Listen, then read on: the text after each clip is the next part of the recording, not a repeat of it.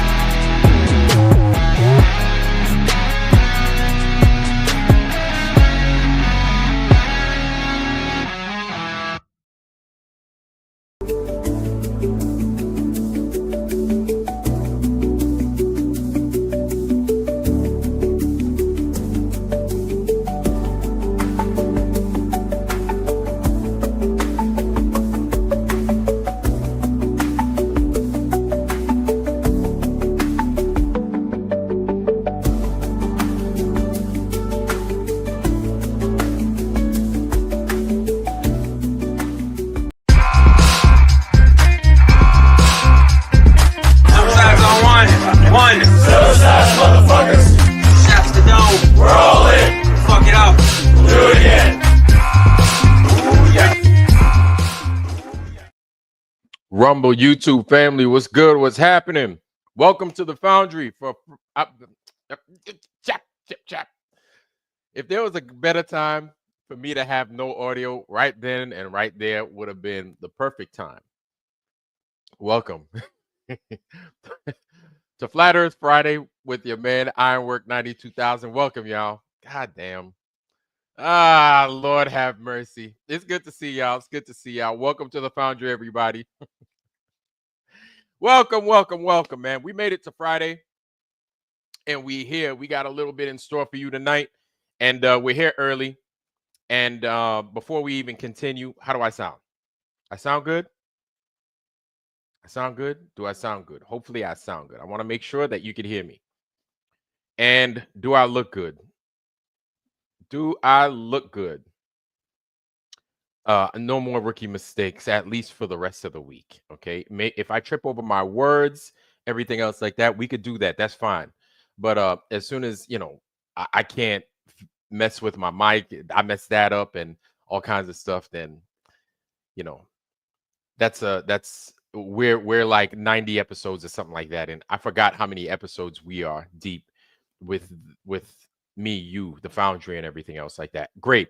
Cool. We're good. We're solid. Cool. All right. Moving and grooving. First and foremost, our first line of business. Don't forget, if you're Russian, Zemlya Ploskia. All right. Ploskaya. Zemlya Ploskaya. The earth is flat. La terra è piatta. That's the earth is flat in Italian. If you're I think if you're from Denmark, right? Jordin er flat. The earth is flat.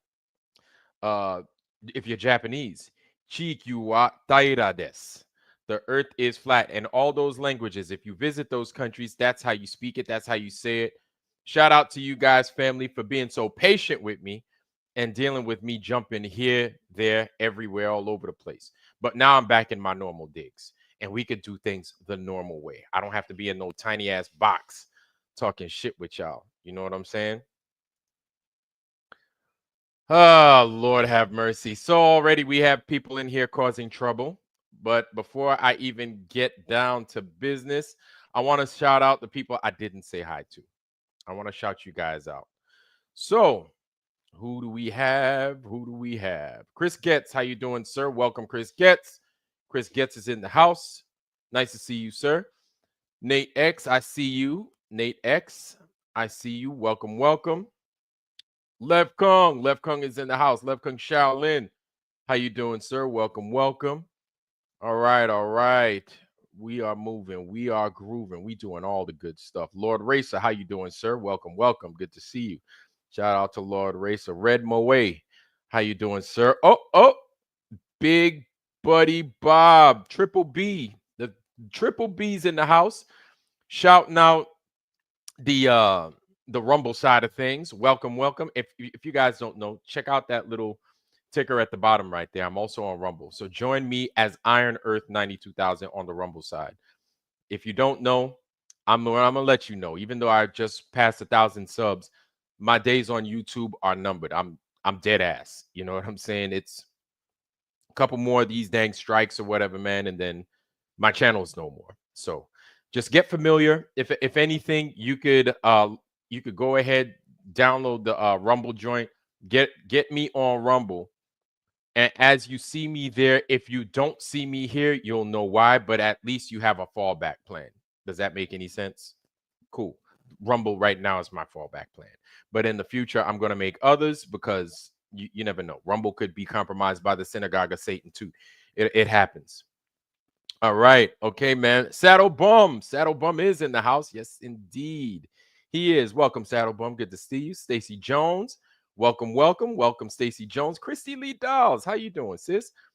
Christy Lee Dolls be dropping in. Sometimes she drop out. It is what it is. You know what I'm saying? It is what it is.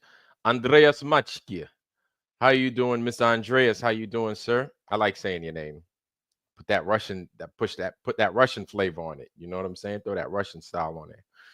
But it's good to see y'all. Welcome, Christopher Allen. How you doing, sir? Good to see you, sir. Good to see Mr. Christopher Allen's in the house. God's watching this flat earth. He is indeed. How you doing, sir? It is good to see you. So, all right. We have had an action-packed week, have we not? Right? You had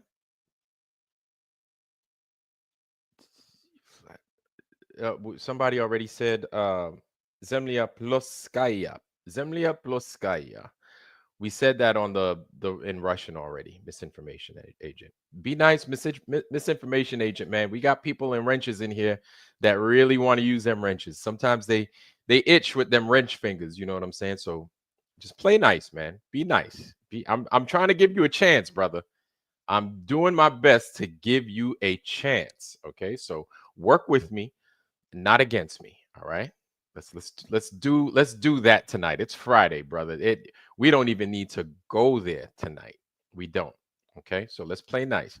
Anyway, so we've had an action-packed week this week. We had the ladies that apparently they said they flew to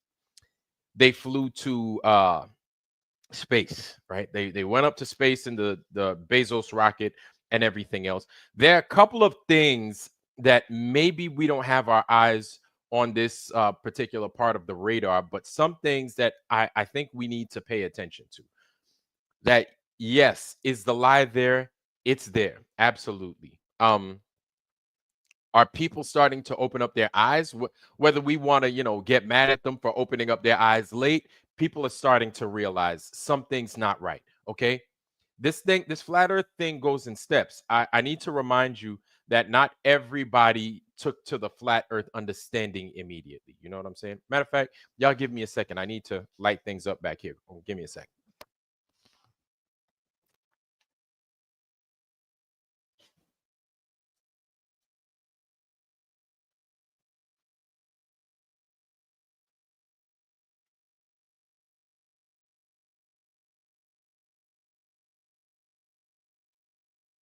Voila.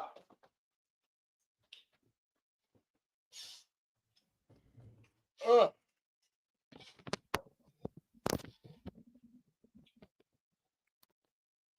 okay. Okay. All right. All right. Hmm.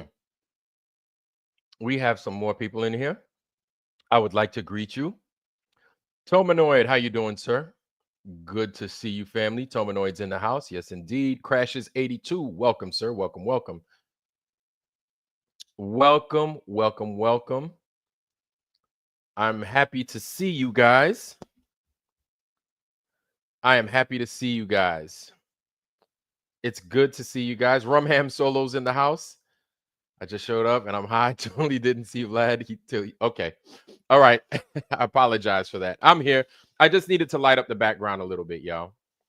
That's all I needed to do. So, right. Again, back to what I was saying. So we see what's going on. We see who it's going on with. Really the only space launches that Health Coach Jason, how you doing, sir? Welcome, Health Coach Jason on the Rumble side of the house. Welcome. Good to see you. Matter of fact, let me go ahead and let me jump in real quick. I want to show you guys some love because you guys are so amazing, man. Rumble be treating me good, man. And my thing is shout out to the Rumble side of the house. I want to make sure that that everybody gets their get their equal portion of love from me, because you guys show me love, of course, on the YouTube side, but for you guys that endure on the Rumble side, shout out to y'all, because Rumble could be a lonely place sometimes. I understand, and I hope it goes without saying that I actually really appreciate all the efforts that you guys put in for watching and dealing with me on the Rumble side of things. You know what I'm saying? Let me make sure. Shout out to the Rumble Foundry. It's good to see you guys. And yeah, I'm trying to do these things early on the live because I've got things to do in the morning. You understand? I could definitely go in and I could definitely do these things a little late, but if I were to do them late, then that makes things difficult for me. You know what I'm saying? Very difficult for me. But there will be times where I will be late. There will be times where I will be doing the 9:30 thing. There are going to be times where I'll be even later, like 11:30 into however long into the morning. You know what I'm saying? The sun might come up. Who knows? Um, the true few. You see, huh? You see, huh? The true few. Yeah, man. That was way back in the day for me. Yeah, that was back in the day. Um, that was a team that I was with when I was in the Navy. Yeah, good guys, good solid core, good solid team. Who you got? PIMP mold my foreskin. You crazy? Oh no no no nobody. Hey, did you saw me talk to Mikey? No, misinformation agent. Nobody fears you at all. No, I don't fear anybody, my man. I just don't need my show disrupted. Not just yet, but I'll definitely give you time to talk. Indeed, just be patient, please, please. That rhymes, by the way, y'all. See how I did there? Lowry, how you doing, family? It's good to see you. Good to see you. All right. So as I was saying, and I'm gonna jump into this real quick. I want to show to y'all. I don't know if you guys seen it or not, but I kind of want to talk about it. Okay. So you got these guys out here. Of course, we know that Jeff Bezos did what he did this past week, right? Or this earlier this week. We know that Elon Musk has been doing what he does for years now. Okay. We've seen it. We've seen it instant replay over and over again. The freaking space shuttle come in and then land upright, excuse me, to where I'm looking at that thing and I just don't, it just blows my mind. Like I'm looking at it and I couldn't believe it when I first saw it. It was like 2017, July of 2017. And the same day I found out that Castlevania was making a cartoon. And I thought my world couldn't get any better that day. Jeff Bozo. Oh my God. So just to see that, like I was like, damn, we are really taking some leaps and bounds in this whole tech thing, man. This is wild. I've never thought we could achieve anything like that. And just seeing that, I thought there was nothing but good to come. Little did I know that we were all being lied to. And then, of course, not shortly thereafter, I started learning about the flat earth, thanks to my protege. I learned so much from somebody I'm supposed to be teaching something to. He's taught me some of the most important things of my life. Yeah, I talk about a twist of fate. You know what I'm saying? Shout out to you, Cherry. Shout out to you, Cherry. Good dude, man. Good, solid dude. Love that brother. Always will love you, brother. You a good man. Thank you for showing me the flat earth. Anyway, so um seeing what he's involved in, Elon Musk, and seeing what Jeff Bezos is involved in, you may as well. And we know that these guys are billionaires. We know that space or the endeavors of space is not a poor man's business. It just isn't. Doesn't matter whether we believe in it or not. I get that. You just have to have them deep pockets in order to fully, because you got to think about it like this. Yes, they can consider this space exploration. And yes, we know that it's bullshit. It's a lie. You have to remember that these guys are billionaires, right? They're looking to take over a government funded industry or business, whatever you want to call it, right? A government funded thing in NASA. They basically want to run it. So you got to understand that NASA's the one with the bottomless budget, right? They're the ones that are federally owned, federally run. And same thing with NOAA, right? So basically, they have the jurisdiction over space. NOAA has jurisdiction over the ocean. So that's like NOAA, basically NASA for the ocean. Sure. These guys are trying to take that over. So now I'm going to talk. We're going to stop it at these guys are trying to take it over. I want to show you this film. I want to show you this quick video from our brother Terry Iker. Shout out to Flat Out Truth, Terry Iker. We all know and love this man. We all have seen his video. Good morning, everyone. How y'all doing? Apparently, NASA been lying to everybody. And I'm going to show y'all this video. I'm going to show y'all what I'm talking about. Here it is. You know what I'm saying? Terry Iker, y'all. Hold on. That's him right there. You check that chat. I dropped it in the chat right there. and we're going to look. So this one is entitled The Blue Origin Hoax, right? Changing Answers. Let's go ahead and let's check that out. Good afternoon, everyone. If you can remember, I posted a video of the Blue Origin hoax, which got about 300,000 views in the first day. And the video was about how they opened the hatch door from the... Shout out to our brother Sandro. Sandro, welcome, bro. Welcome. Horse shit. Welcome, Horse Sheet. How you doing, brother? It's good to see you. Good to see you. Welcome, welcome. Rethink Inc. is in the house. Okay, man. I love it. The usual suspects are back. I love it. I love it, and I'm loving it. Okay, let's continue.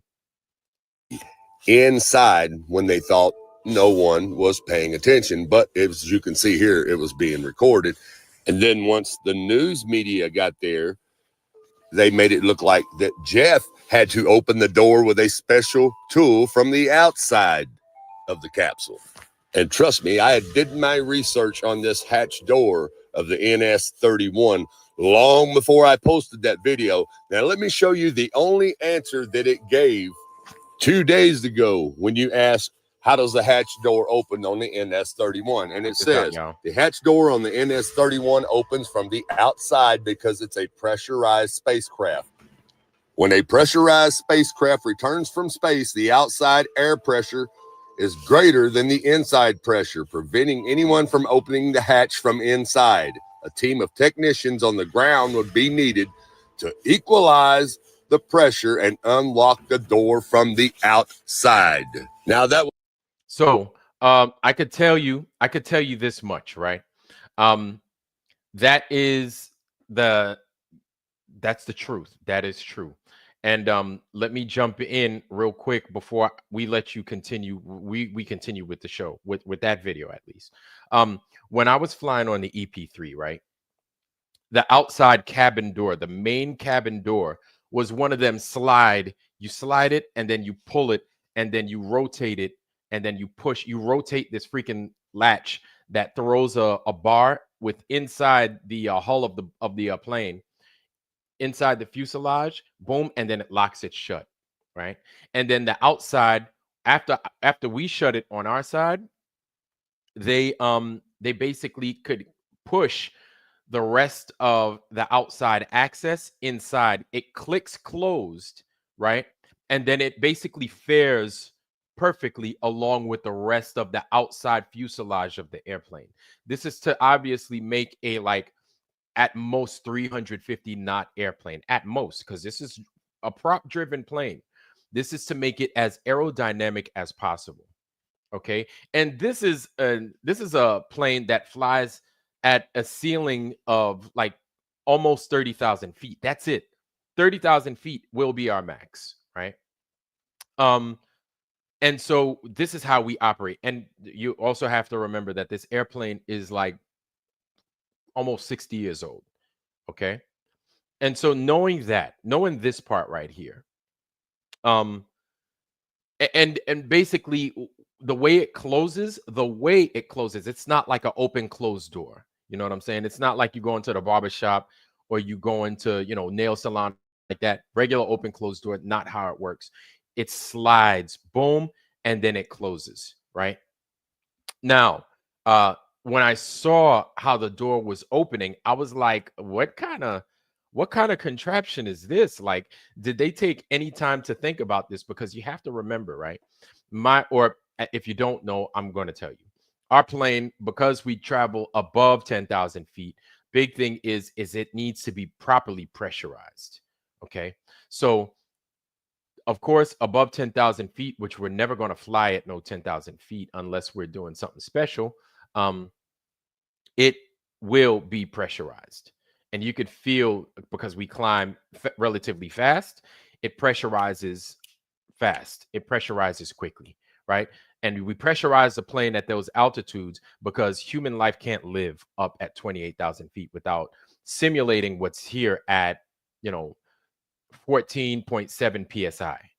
Okay. Now that I got that part out the way, and now that I gave to you the general description of how that's arranged on the P3 aircraft that I used to fly, I want you to take a good look at this thing. I want you to listen to what he's saying, Terry Eicher, and I also want you to look. I also want you to look at this right here. Okay, let's go back to it. I got to get my shit right, man. I'm all fucked up. Here we go. It was 2 days ago before I posted the video of them opening the hatch from the inside, and it spread all over the internet. Now, 2 days later, check out the answer that they give you when you ask the same question. Yes, Blue Origin's NS-31, like most spacecraft, is designed with a hatch door that can be opened from the inside and outside. This is a safety feature ensuring crew escape or access from either side as stipulated by the NASA regulations. The hatch doors are designed to be operable by a single crew member within 60 seconds from either side without the need for tools. Now, y'all see how quick AI changed that answer once that spread all the way across the internet that they thought nobody was going to see or notice? You being lied to, people. This right here should be your big wake-up call. Open your eyes and quit living in your illusion. It's all a stage, and you just got fooled. And of course, they're gonna show the brother over here crying and weeping and shit. Hold on, let's just.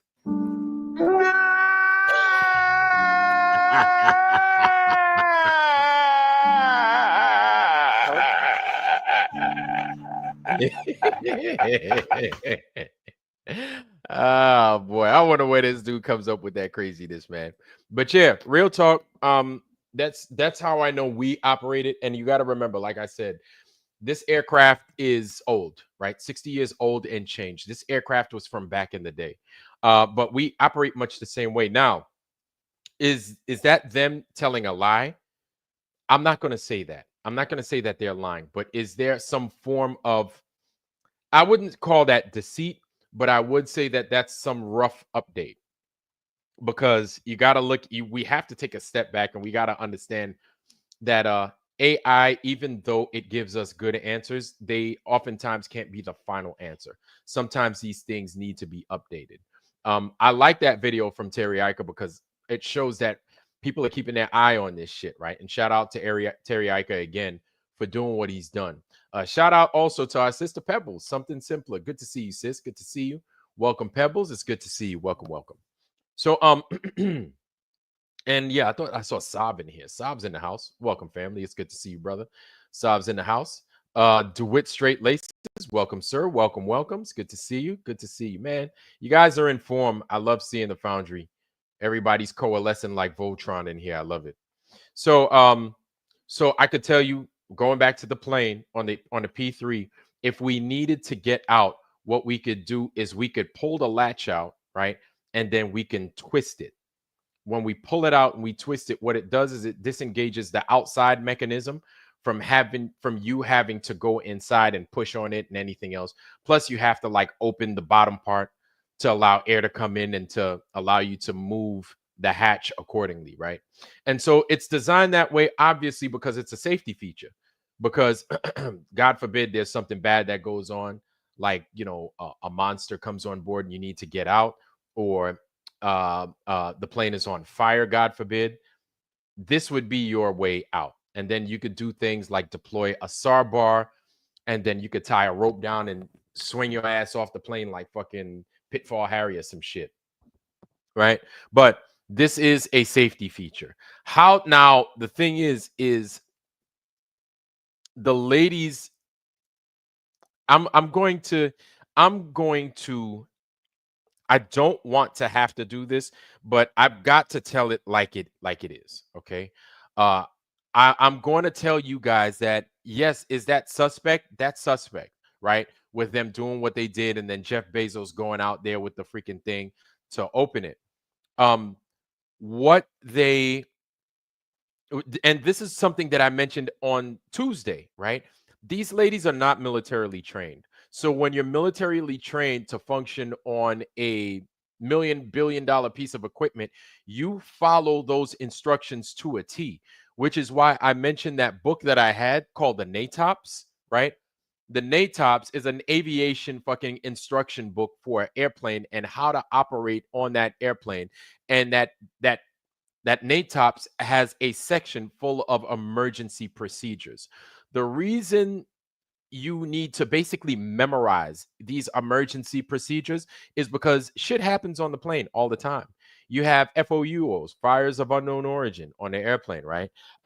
You have casualties on the airplane. You have losses of pressure, right? Either rapid or an explosive decompression. Every single time these things happen, you need to know how to combat these emergencies to take care of yourself, also to take care of your fellow shipmates. This is standard across the board when it comes to any piece of military gear. It's not just relegated to Navy personnel and Navy gear.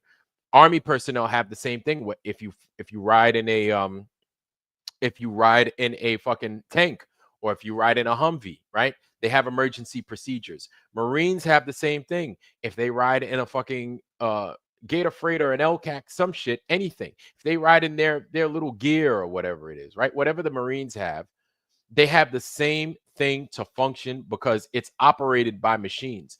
You're not going to function on a robot to get you out of a sticky situation. So you need to take these emergency procedures, which you're drilled consistently on, right? You're consistently tested on these things because that is your primary piece of gear that you function. You need to know what this thing says front and back. And if you don't get one thing right, that's like a strike on you. It's like a series of go no go criteria in there that you need to burn into your mind. Now, what they probably tested these ladies on, and I'm saying it not because I'm trying to give anybody an out, but I want to make you guys aware that this is something that's standard within the military. And those of you that was in the military, you ought to know, right?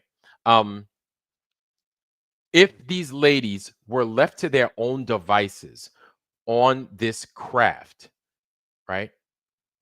They were given a series of instructions. If these things happen, this is how you get out, right? If you guys were to crash in a awkward, sticky way and like all hell breaks loose and it somehow catches on fire, you push these series of buttons, you unstrap, obviously, and then you can find your way out. Okay. So these ladies were probably tested, right?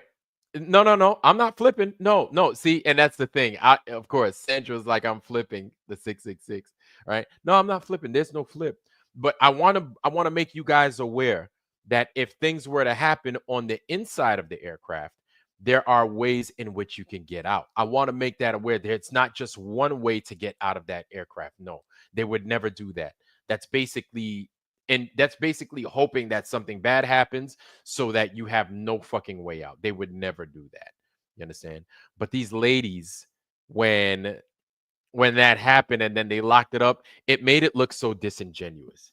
It made the whole thing look as if it didn't happen. But you have other ways in which we saw that there's like a 1000% chance that it never happened, that they never went, right? Not to mention, I don't know if you guys saw it. I don't know where to find it, but people saw a dummy. People saw a fucking light-skinned hand, like, a little bit, a couple of shades lighter than my hand, a light-skinned ass hand inside of this fucking window of that hatch.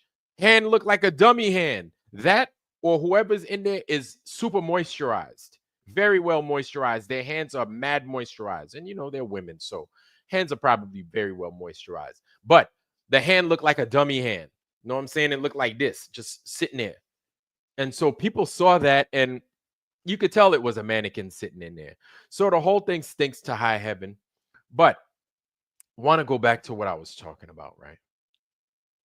Let's think. NASA is in the space business, correct? Correct. NASA is also in the space business for what? They say, boldly go where no man has gone before, some nonsense. But all in all, it's a black budget fucking thing. It's one of them little shell game type joints, but they've done nothing but lie.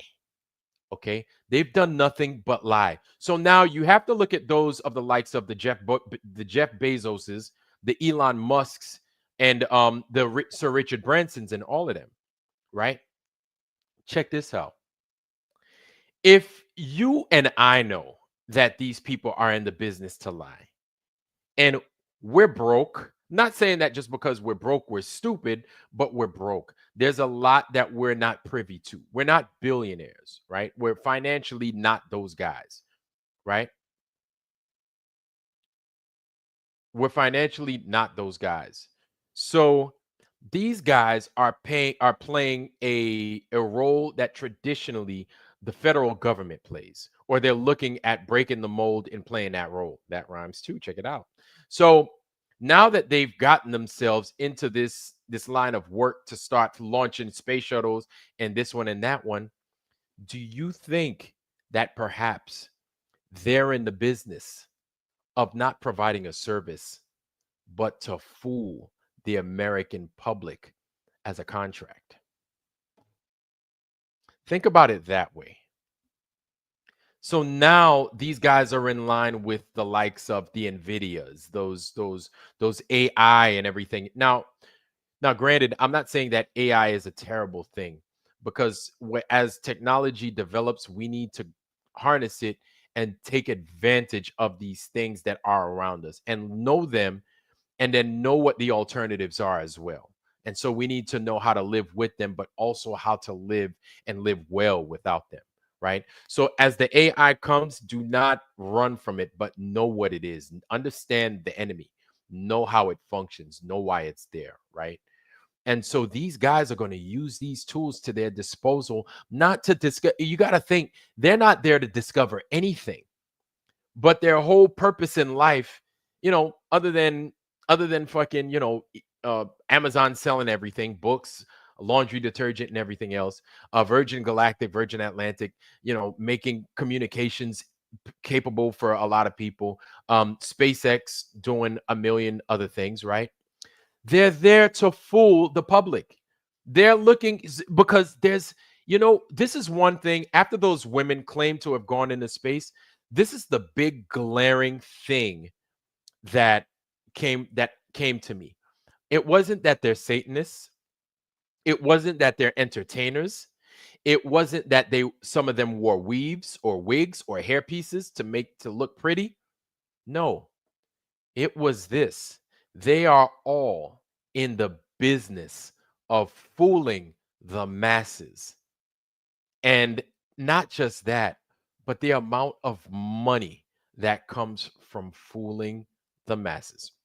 Case in point, I don't know if you guys know, just recently, the Chinese went ahead and said no to the tariffs with the US. Now, honestly, me personally, I feel it's all cap. I feel all of these motherfuckers are in league with one another. They're just playing their role. They're just playing their fucking role. That's it.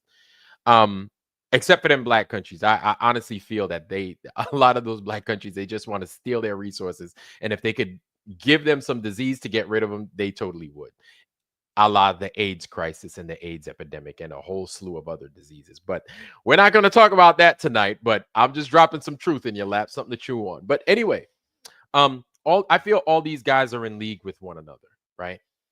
And so I feel that with this whole tariffs thing, China coming out talking about, you JD Vance, you think you so funny, call us peasants. Well, I've got something for you. Everyone in US, all of you have nothing but 280 hour of come to our country. You buy everything cheap.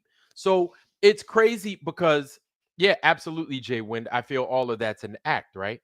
And so because it's an act, they're trying to make it seem like, hey, look at that. You guys need a revolution. Even the Chinese are trying to say that we need a revolution. We're not fucking stupid. We're way past due for a fucking revolution. Trust me. Everybody in here at least knows. People fucking know. People know. But if you look at it, the Chinese know that they're basically saying, hey, the US, their government, these business people, these multi-billionaires, they all fooled you. So I'm saying all that to say this. The Blue Origins thing is just another way to fool people. It's just it's as if the way they keep you controlled is by fooling you. You know what I'm saying? It's not by, and then of course you have the tools that they use to help fool you, to help keep you blind by poisoning your food, weakening how you think, weakening how your body absorbs food, right? Weakening everything in order to get to the root of it all. The root being your mind. The part of that root system is being your heart and your stomach. They need to get to these three parts right here first, right? Once they have those things, everything else is possible. If they have your mind, they have your heart, they have your stomach, it's easy to fool and manipulate you. So this whole Katy Perry thing, flight to space, they're in on the whole thing. They're in on that whole we need to fool everybody thing. And so like if anybody is in the business of fooling folks, but they're at that higher level. Now, I understand the Katy Perrys, the Gayle Kings, and everybody else like that. They're all pawns, right? They're all pawns being used by the fucking master chess player in the person that's out there doing what they're doing. But if you look at the billionaires, they're like the management, right? Them multi-billionaires know that it's a farce. They know that it's bullshit, but there's money to be made in fooling people. This is why they want to get so bad into space. This is why they want to get so bad into, oh, I need to throw a satellite up there. You ain't throwing no satellite nowhere, homie. Ain't no satellites going nowhere. We know how the whole thing fucking works. And now what's amazing is that you have other channels like Redacted. Redacted never fucking spoke about these things, but now they're talking about it. But you want to know something? Redacted is probably part of the fucking lie. They're probably part of the synagogue of Satan, even though they're starting to talk bad about them. Here's the way the system, I'm noticing how they work. There's the dam is starting to bust so bad. People are starting to wake up so fast now. It's about fucking time. But now they recognize the synagogue of Satan, the swedge, so to speak, right? They know that the swedge is out there. And I'm going to go ahead, spell it out for you. I stole this, by the way, from a YouTube channel, the swedge, right? So they know that the swedge is out there, basically, you know, the Zionist swedge, obviously, running the show into whatever, just running it into a fucking burning building, right? Fooling everybody. And then they making money. And then the thing is, they making money off the climb, they're making money off the drop. It doesn't matter. That's how the swedge operates. They win, they win. That's it. They win at the top, they win at the bottom. It don't matter. So they understand that in order to operate within those parameters, at some point they have to give something, right? So now that everybody lost their fucking mind with the whole thing going on in Palestine and everything, they were like, okay, we're going to have to let these people talk bad about the swedge. So now we can talk bad about the swedge, right? We can say what we need to about Zionists, but of course they're threatening to throw people out the country if you say something about, but we're ready for it. We're ready for it because obviously we're armed, right? That's the best we have. That's the best we have right now. Now, they have to give at some point, because if they don't give at all, like this, it would, people think, hey, look, I am not an advocate for the shit that happened on January 6th, right? Not at all. But people think that that was either a farce or that was fake, whatever. But that would happen everywhere, right? So they understand that the powers that claim to be understand that they need to flex. You know what I'm saying? So they're going to let these things, they're going to give us something that we could work with. And that's something that we could work with is we could talk bad about the swedge now, which to me, I'm like, I don't give a fuck. Like the truth needs to be said, whether they want to hear it or not. And I don't care whether they, and you shouldn't care either. You got to say it like it is, and you got to let them know what time it is, right? Now, they understand that this whole fooling thing, and I'm not trying to fucking repeat myself. I think I've already said it a dozen million times. But what's important is the people involved all the time. It's the same fucking people. It's the billionaires. It's the Jeff Bezoses. It's the Elon Musks. It's the Richard Bransons. It's those guys all the time. It's the whoever the what's his name? Ma, the guy that owns this one, the guy that owns that one. It's China. China does the same thing. You know what I'm saying? China does the same thing. No, no, no, no, no. China does the same thing. So they have their billionaires, they have their folks, and it'll probably be government run. You know what I'm saying? But they are in the business of fooling people. And no, no, I'm not. There's nobody that's anti-Semitic. I love everybody. I like them. I like Arabs. I like people from Asia Minor. You know, a lot of them are also Semitic, right? So how could I be? So I'm anti them. I'm also, I'm also a Semite.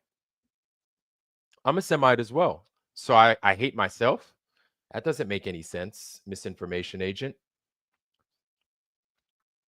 That doesn't make any sense. So here's another thing: is that I like one thing I really I think needs to be discussed real quick is how you have a certain group of people that live in the Eastern Med that live in a place called Ain't Rael, right? And in this country called Ain't Rael, that a lot of people don't agree with, especially here in the Foundry, if you hadn't noticed. Um, what you got to realize is that there's a group of black people that live in a place called Demona, right? And Demona is right there. And so you spill five. Oh yeah, oh yeah. So what's the lie? That I sure am. I sure am. I am. I am. I'm a Semite as well. So you've got those people that live there, but the black Jews that live in Demona, do you know that they've been mistreated? They've been killed. They've been getting kicked out of Ain't Rael. I bet you didn't know that, but I'm here to tell you that this is what's going on in that country that they claim to be part of for over 1,000 years.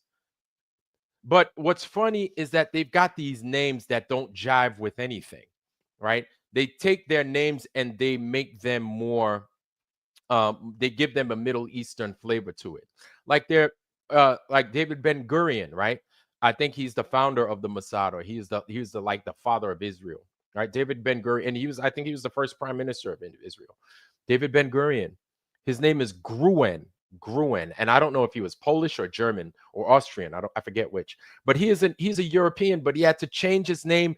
Netanyahu, he had to do the same thing. All these dudes have to change their name just so they can live there and make it seem as if they are part of that land, which they're part of the system to fool you. They're there to fool you.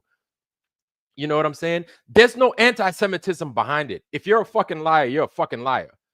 You don't have to be a Jew to be a liar. You don't, or you're Swedge. You don't have to be a Jew to be a liar. You don't have to be white, green. You can be any one of those things and be a fucking liar.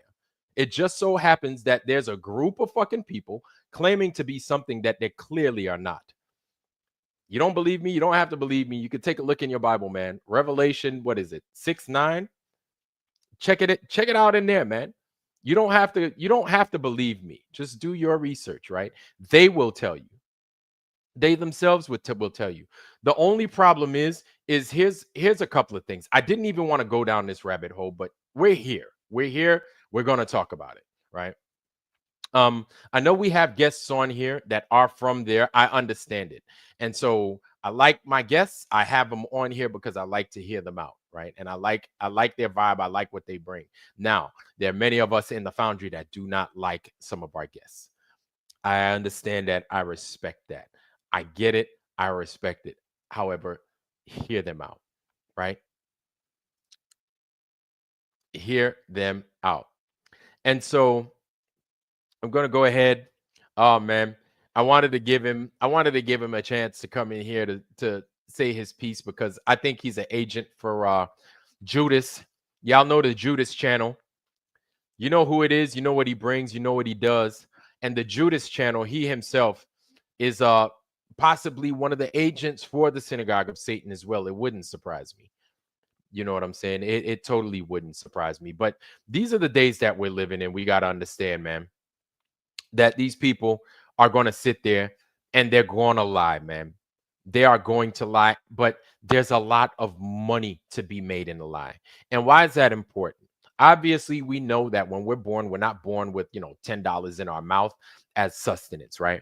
As we grow, we understand that you can't take $10, put it in the syringe, and then give yourself, make it into a super soldier serum or nothing like that. We understand that. We understand that this currency is used as a motivational tool because it's there to help swap for goods and or some services, right? If these people have all the freaking means by which we can swap these goods and services, swap for these goods and services, that's really the only way in which they can control us. It's with that, it's with the money. And not just control us, tell us what to do, but how to act, how to live, right? And a lot of times, I don't know why it is, when we see somebody with a certain amount of money, we label a high level of importance to them, right? So if we saw Katy Perry out in the street, if we saw, no, JJ, I hear what you're saying. I'm getting to a point. So if we saw somebody like a Katy Perry out in the street, of course, what it's going to do, it's going to trigger our emotions. I know, I'm not going to lie. If I saw Katy Perry out in the street, I would let y'all know, hey, I saw Katy Perry out in the street. But this is just the means in which they use to fool. I'm sincere in thinking that I don't know why Jeff Bezos. I think I have an idea as to why Jeff Bezos decided to do this launch the other day. Of course, I'm going to bring it home with the whole Elon Musk sent those people in a polar orbit, or he claimed to have sent those people in a polar orbit. We've been talking about the stuff going down with those ladies, right? The ladies and the flat earthers, and maybe I'm reaching, but I'm thinking that there's some substance to that, right? I was like, yo, we need to get more lady flat earthers out there. We need to get more females in the community to speak, to have a channel, to have a voice, to say something. I feel it's very important, right? And so we were saying that we've been talking about the North for a very long time. We've been talking about the North, especially since this final experiment debacle. We said the North. It's the North. We have to look at the North. They've been talking about Greenland, and they've been doing their thing there. They've been making these claims about the magnetic field. And I know I'm grabbing from a bunch of different things, but I'm starting to bring it back home. I feel Jeff Bezos is trying to get in on this whole North thing, this whole North Pole thing. I feel he wants in that thing so bad. Now he's trying to do much of what the hell we were talking about. And then part of that is fooling everybody. There you go. Part of that is fooling everybody. But still, you have those cowards out there, the redacteds, they're cowards. Then guess what they're not talking about? They're going to talk about right now, redacted is talking about how UFOs flew over a bunch of Russian agents and turned them into stone. This is what redacted is talking about. Time machines. John Teeter said he came back from, 2000, blah, blah, blah, and he bought a chip from IBM. He brought, he needs to come back to the past, get a chip from IBM in the 70s and go back to Florida into the future. I was like, so redacted is going to talk about time travel is not fucking hidden on YouTube. Russians getting turned to stone from UFO isn't turned. Even this whole fucking F-16s flying off the damn Teddy Roosevelt out there off the coast of Florida, encountering those UFOs, and then they had the UFO hearings and all that other fucking distraction, right? These motherfuckers, even that shit right there, it's not like it's hidden on YouTube. You can find a million things to discuss that on YouTube. But what's the one thing they fucking refuse to talk about? They're not at all talking about the flat earth. This whole fucking Katy Perry shit went down. You didn't hear them utter flat earth not one fucking time. Not once. You didn't hear him ramble and talk about flat earth not once. And I'm only saying ramble because JK said that I'm rambling.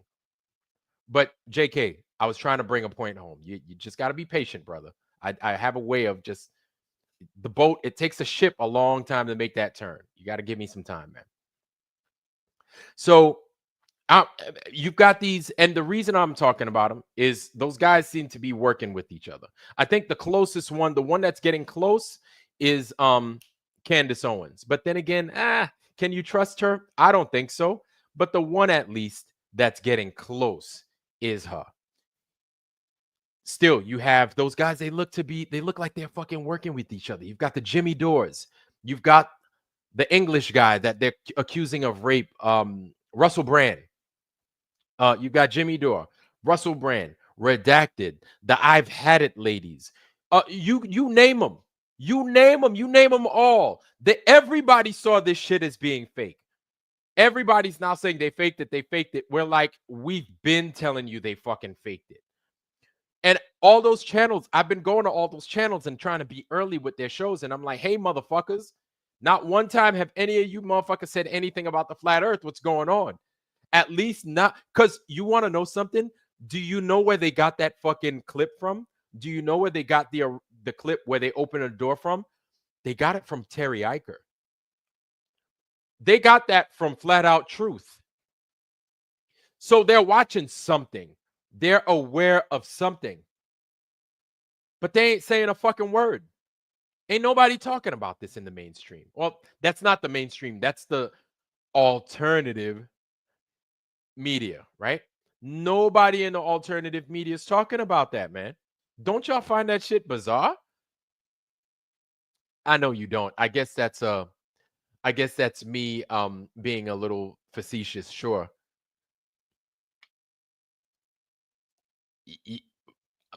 Palkus, I feel you. I feel you. I feel you. You have to. You at some point you have to. You're right. Palkus, you're right. And shout out to you, Palkus. Welcome. Shawnee B, hello, sir. Welcome to you. Welcome, welcome. The next chapter, how you doing, sir? Welcome, welcome. Austin Murphy's in the house. How you doing, sir? Good to see you. Good to see you. Welcome, welcome, welcome, welcome, welcome. JK didn't say hi to you because he was talking shit, but I'm saying hi. What's happening? Good to see you. Jay Heitman, how you doing, sir? Welcome, Jay Heitman. Deborah Clark, how you doing, sis? Oh, man. So hopefully you guys have been hearing me and you didn't lose any of that because my mic is jacked up. But good to see you, Deborah Clark. Good to see you. Good to see you guys. Welcome to the Foundry, and it's good to see y'all. Good to see y'all. Hopefully I didn't miss anybody. And if I did, I'll catch you guys along the way. I promise. I promise. Tell it all now. I almost missed you, brother. But it's good to see you. RG in the house. Russell Gregory, how you doing, sir? How you doing, brother? RG is in the house. Good to see you. And this whole, I tell you what, this whole anti-Semitic craziness, serious business. How you doing, brother? It's good to see you, man. Greg Beats in the house. Good to see you, fam. Carrie Skates, welcome, sir. Carrie Skates is in the house. Welcome, welcome. So this whole, anti-Semitism business. Look, man, we passed that shit. You're gonna have to do a lot better than that. Whoever's coming with this whole anti-Semitic thing, you're gonna have to do a lot, but you got to try harder. Okay, because here's the thing: as soon as you jump on seeing the lie, that other stuff where they say anti-Semitism, they're gonna keep using that. They're gonna keep throwing that shit at you just to throw you off. Now, if it wasn't the likes of the synagogue of Satan and the Zionists, if they didn't lie and they kept things kosher, pun intended, but if they kept things to where they were working in truth and they always worked in truth, we would have a problem with an anti-Semitism. But now that word has become a nothing burger. The word has it's lost its legs, it's lost its steam. And because of that, everything that is associated with the synagogue of Satan, everything that the synagogue of Satan there, you have to run it through a filter. You have to run it through a shit filter, because all the synagogue of Satan has been given us has been lies. Hollywood, the music industry, and we see all the debauchery. We see it. You know what? The shit is so bad. Now that I see what Elon Musk is doing, I'm starting to think he's part of the synagogue of Satan. Like, I'm convinced that he is. And I was suspicious of this dude for a while. Just seeing how he operates, seeing what he's doing, seeing what he's getting away with. And it's like, this dude's got to be part of the synagogue. And I feel also he's controlled, right? To a degree, he is controlled. But really, that's what it is. Like, this place is in like a free fall spin. Right? It's in a free fall spin. I went ahead, and for you guys that wanted to jump on in, brothers and sisters, that link is there available for you to jump on in and to talk. Let's come into the Foundry. Let's discuss this craziness that we're dealing with right now. I know our brother Sanchez is on. Bro Sanchez is on right now. And see what this fool's doing. Now, he's not a fool, but term of endearment, I guess. See what this man is doing. Say what's up to him. Bro Sanchez's shit is full.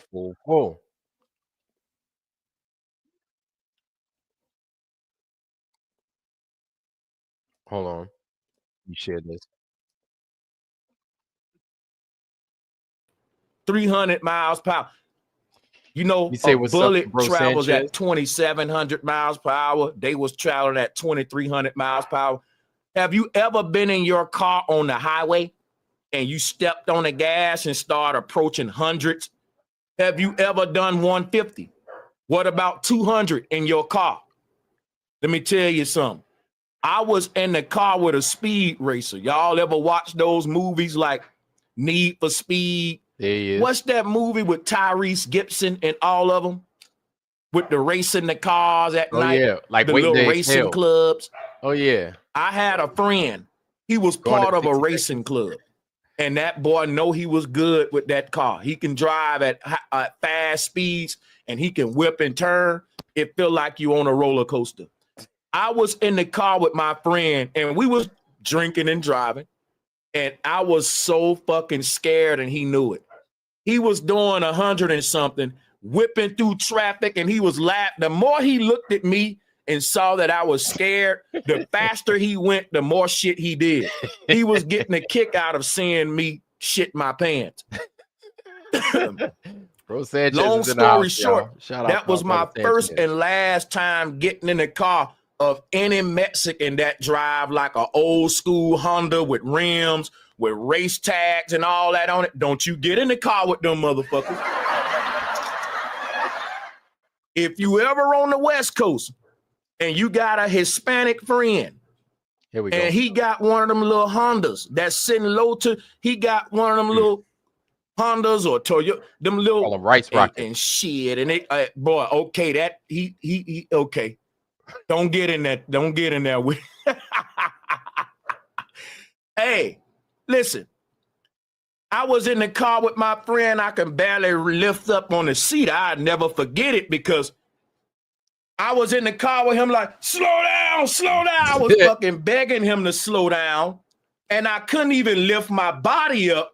It was like, slow down. Like he had me glued to my seat. Parmigiani. Mind you, we weren't even doing 200 miles per hour. And I was finding it hard to lift up in my seat. 200 miles per hour, not even. And that's if you in your and that's a good point, y'all. That's like the best point. Is like just real life scenarios like that. 200 miles an hour, and it's real. We've been in car shit like 100 miles an hour, accelerating to 100 miles an hour. That's like damn, right? I mean, this is real stuff. This is real life. Let's continue. car going down the highway at 90, 80, and stick your hand out the window, it can even get uncomfortable. Mm-hmm. It can feel, it's so much drag against your arm just at 80 miles per hour. I don't even want to stick my head out the one at 200 miles per hour. A little bitty rock in your face at that speed would feel like a needle. I know what I'm talking about. If you ever been on the back of a truck or put your hands out of a car going just a little fast, you can feel the little bitty sediments stinging on your hand. It stings. Little bitty sharp look. You can feel it. Drop a one if you ever done that before. I know I ain't tripping. Mm-hmm. Oh yeah, I shout out to, let me give some love because people giving me love. Shout out to Nature Nick for the donation. Shout out to Flat Out Fudge. He told us why they saying it's fake, and that's facts. Shout out to Terrell Johnson. He said the faces they make and the way they talk when they land and get out seems like they had a good time. And trust me, that is another getaway. You don't come from off of something going the speed of a bullet like this. It was good. Your hair all looking good. Your makeup ain't messed up. Your clothes looking like you just put them on with a teller. Your hair look chef's kiss. Yeah. But you just got off of a speeding bullet. Makeup perfect. Let me put your woman on a damn roller coaster. She gonna get off of there and have Yelling. to fix herself up a little bit. Yep. They got up off of that thing like they just did their makeup and hair. Shout out to Ham Solo. And the women ain't even buying that. Shout out. He says sent 5. Hey, Ham just gifted 5 memberships. Let's clap it up for the new members. Go. Good on you, Ham. Ham's in the house. All right, representing the foundry. If we can get over 1,000 people in the building, I'm gonna match you, Ham, and I'm gonna give 5 more memberships. So get the likes and shares up, because the likes ain't matching the viewers. And if we can get the likes up, I will match Ham's membership. I will give 5 memberships to 5 random people if we can get the likes up. And we'll do that before the show. Shout out. And I wanted to say shout out to you, RG. Welcome, brother. Welcome. Good to see you. Welcome. Oh, yes, sir. Appreciate you. Shout out to you. Yeah, man, no doubt. Yeah, go ahead. No, I'm just, it's a lot to this, man, that people ain't seeing all the cuts and edits and, flimsy ass cardboard door. Yeah, that was funny. Oh, yeah. That was funny. Yeah. I didn't watch it live. I watched it after you was telling me about it, but yeah, it's crazy. And then I noticed, oh man, we'll talk about it in a minute. I don't want to clog it up right now, but yeah. Let's get back to Bruce Sanchez and them real quick. Fine. You can't fool everybody. Let's talk about these numbers, because I still can't get off these numbers, people. I want y'all to listen to this now. These space bitches was traveling at the speed of a bullet, because a bullet traveled at 2,700 miles per hour, and they was traveling at 2,300 miles per hour. Now, here go the kicker that's going to make you scratch your head. Guess how long it took them to get from 0 miles per hour to 2,300 miles per hour? Let me re-ask the question, because I want it to sink in. Guess how long it took them to accelerate from 0 to the speed of a bullet? I say 30 seconds. All right. 20 seconds. Oh, my God. It's 20 you seconds, can't bro. make this up. That's crazy. That's the SR-71. Let that sink in your mind, bro. I'm lost for words. That's the SR-71. That's the speed of I'm lost for words, bro. Do you understand? Yeah, they would have been what flattened out, do bro. to your body? Yes. Uh-huh. Do you understand? If I put you in a car right now at 0 miles per hour and accelerate it up to the speed of a bullet in 20 seconds, you will be dead. Your body your organs would go to the back of your spine. Yep. It would flatten you. It turn you into toothpaste. Shout out to Darth Obama. You comprehending what I'm telling you right now? We're perfectly still at 0 miles per hour. And I'm finna take you from 0 to 2,300 miles per hour in 20 seconds. And you're going to be perfectly fine. Dancing, eating Cheetos. Whistle while you twerk.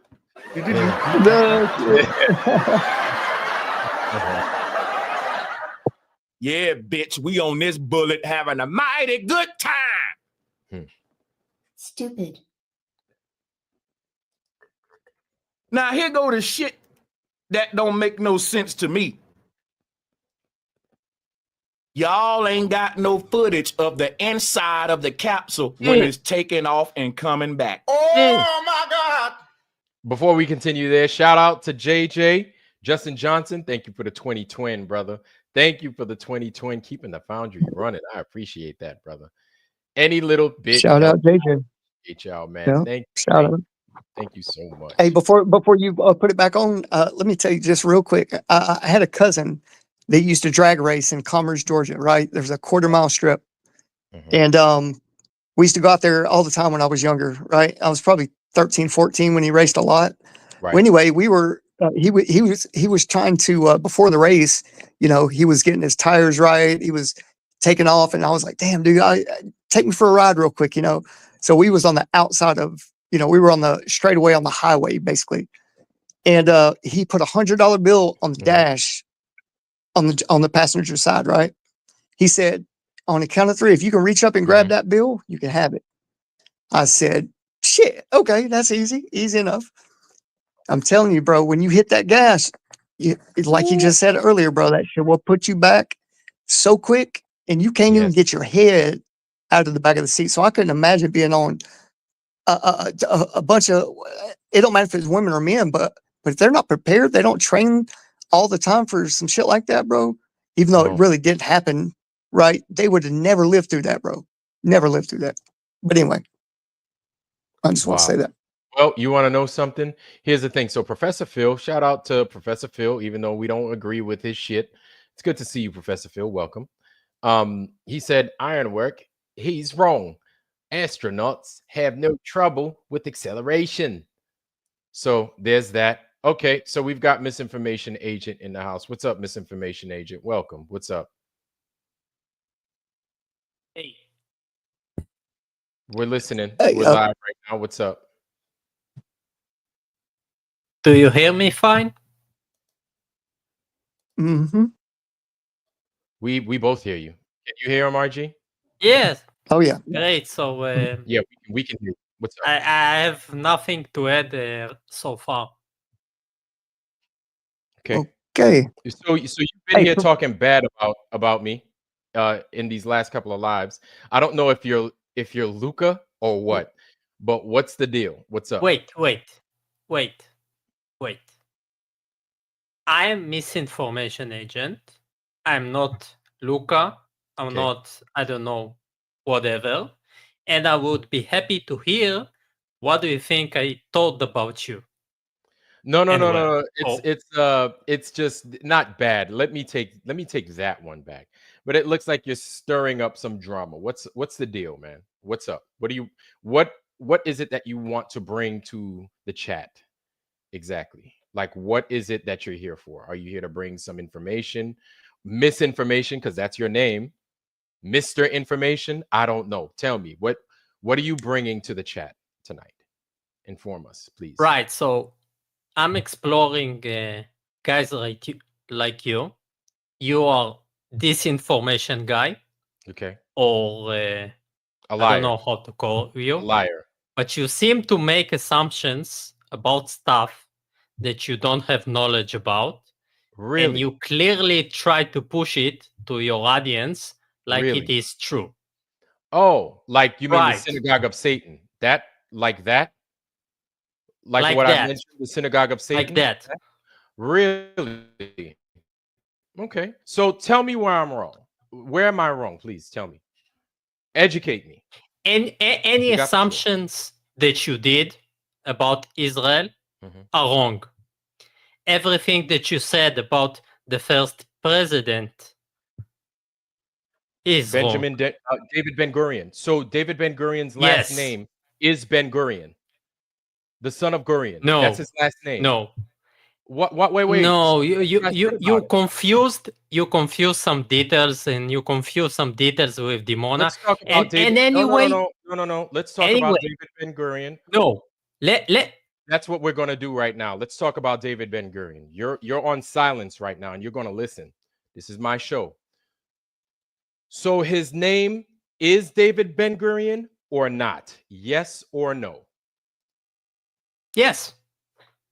So then he didn't change it from Gruen to Ben-Gurion.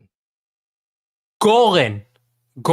He changed it from Goren. Okay. So now we're splitting hairs. That's one.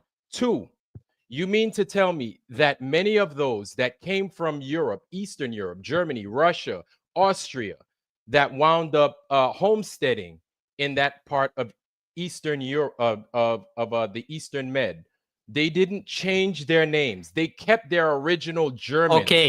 So no. I'm going to finish. In the 50s and 60s, So I'm going to finish. They either changed their names or they kept their names. Did they keep their names or did they change their names to make it fit Who whatever changed their the names? region was? Who They changed their changed their names. names and why they changed their names and what years was it? Do you know? What year? Listen, I'm not concerned with what year it was that they changed their name. They It changed their was name. because it And was you want to know? important, and Okay, you're it was confusing the details. When okay. Israel was So they found, changed. Uh-huh. listen. You said I'm Netanyahu. He didn't change his name. You don't know what you're talking about. so When he didn't Israel change his was name. found, there was a plan that is called Fusion Core, okay, Mhm. which helped Jews from the all over to fuse inside Israel by changing their names. They had Mhm. an option to change their names, So okay, so here's and the many here's did pick to. okay. So But they but changed they anyway, changed this is so they not flat. changed so they changed their names. So they changed their names and it's leaving us, everybody else, having to do research into wait, where did these names come from? Why do we have to fucking sit there and do research?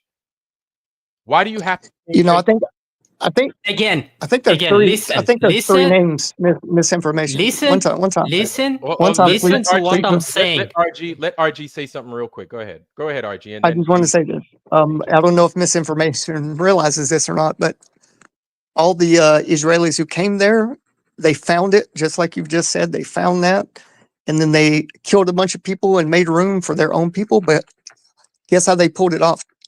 It made them look like other people because they have three names. Their first name, the middle name is their original, and then the last name is the new name.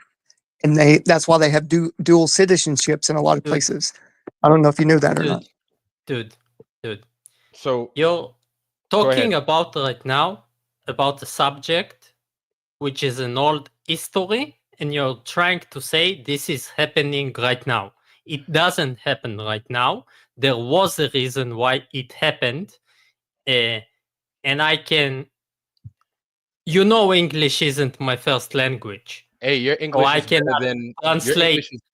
your English is better than my Yiddish or whatever it is you guys speak out there. Your English is better than what you know your native me speaking your native tongue. Let's put it like that. So you're doing a good enough job.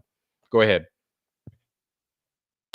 Yes, I know a few languages, but my That's good. point is the program of the core fusion, okay, happened in a certain times when people came abroad into Israel, and around 70s or the 80s, it was stopped. It wasn't uh,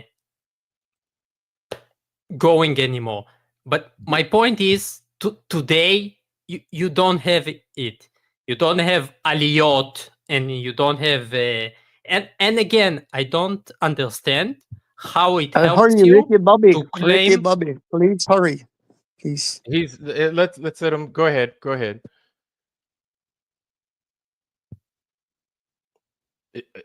No, Disinformation. it is very simple. Okay, if you want to talk about a certain subject, you want to claim that people change names or whatever, you need to actually research it before the show, before you say stupid shit like you do. Wait, wait. Me saying that they changed their names is stupid shit, or the reason it's stupid shit. No, Did I you give a reason? claiming this is a part of super secret uh, idea to conquer the world and I didn't. No. satanic Now church, you're and no. No. you So now, said a misinfo lot. agent. I didn't say any of that right there. But let's okay. Dude, I have you on recording. Misinformation agent. Let's bring up some facts. Okay, let's bring up some. Let's bring up some Let's bring up facts. some facts. Some facts. Yes, yes. Who runs Hollywood? Okay. Remember how I told That's you the answer. not to be Not okay. anti-Semitic, Who dishonest runs? fuck? No, it's not. It's not. How's that being anti-Semitic? I'm asking you a question. Okay. Define want to know what something? running You've Hollywood got means. no. You've got Define, people that you've got people. Wait a define, minute. Wait. You've got people that are Jewish that will say define. we run Hollywood. They tell you. I'm not. Listen, this is the thing. I don't have to sit here and talk shit about you and say you're a bad this, you're a this, that. No, I'm just giving to you facts. Who Right. You runs? asked me a Okay, question. who runs Hollywood? Who runs Hollywood? Did you ask me a question? Who runs Hollywood? I'd like an answer. Yes, I asked you. Who a question. runs Hollywood? So I told you, I don't understand your question. Can you define what running Hollywood means? Who Is Hollywood runs a Hollywood? company? So Hollywood is a company. So now we're gonna play Hollywood with is a Is that what we're place. doing now? Is that what we're doing now? You either answer the question or I'm getting you out of here, brother. Come on, man. Don't play these games with me. We're grown. Are you okay? So what you're Come on. doing right now, you're proving you're dishonest I'm human really being, my and you dishonesty cannot by form a asking a question. No, you want to lock me into certain answer, right? Okay, so let me answer that question for you then.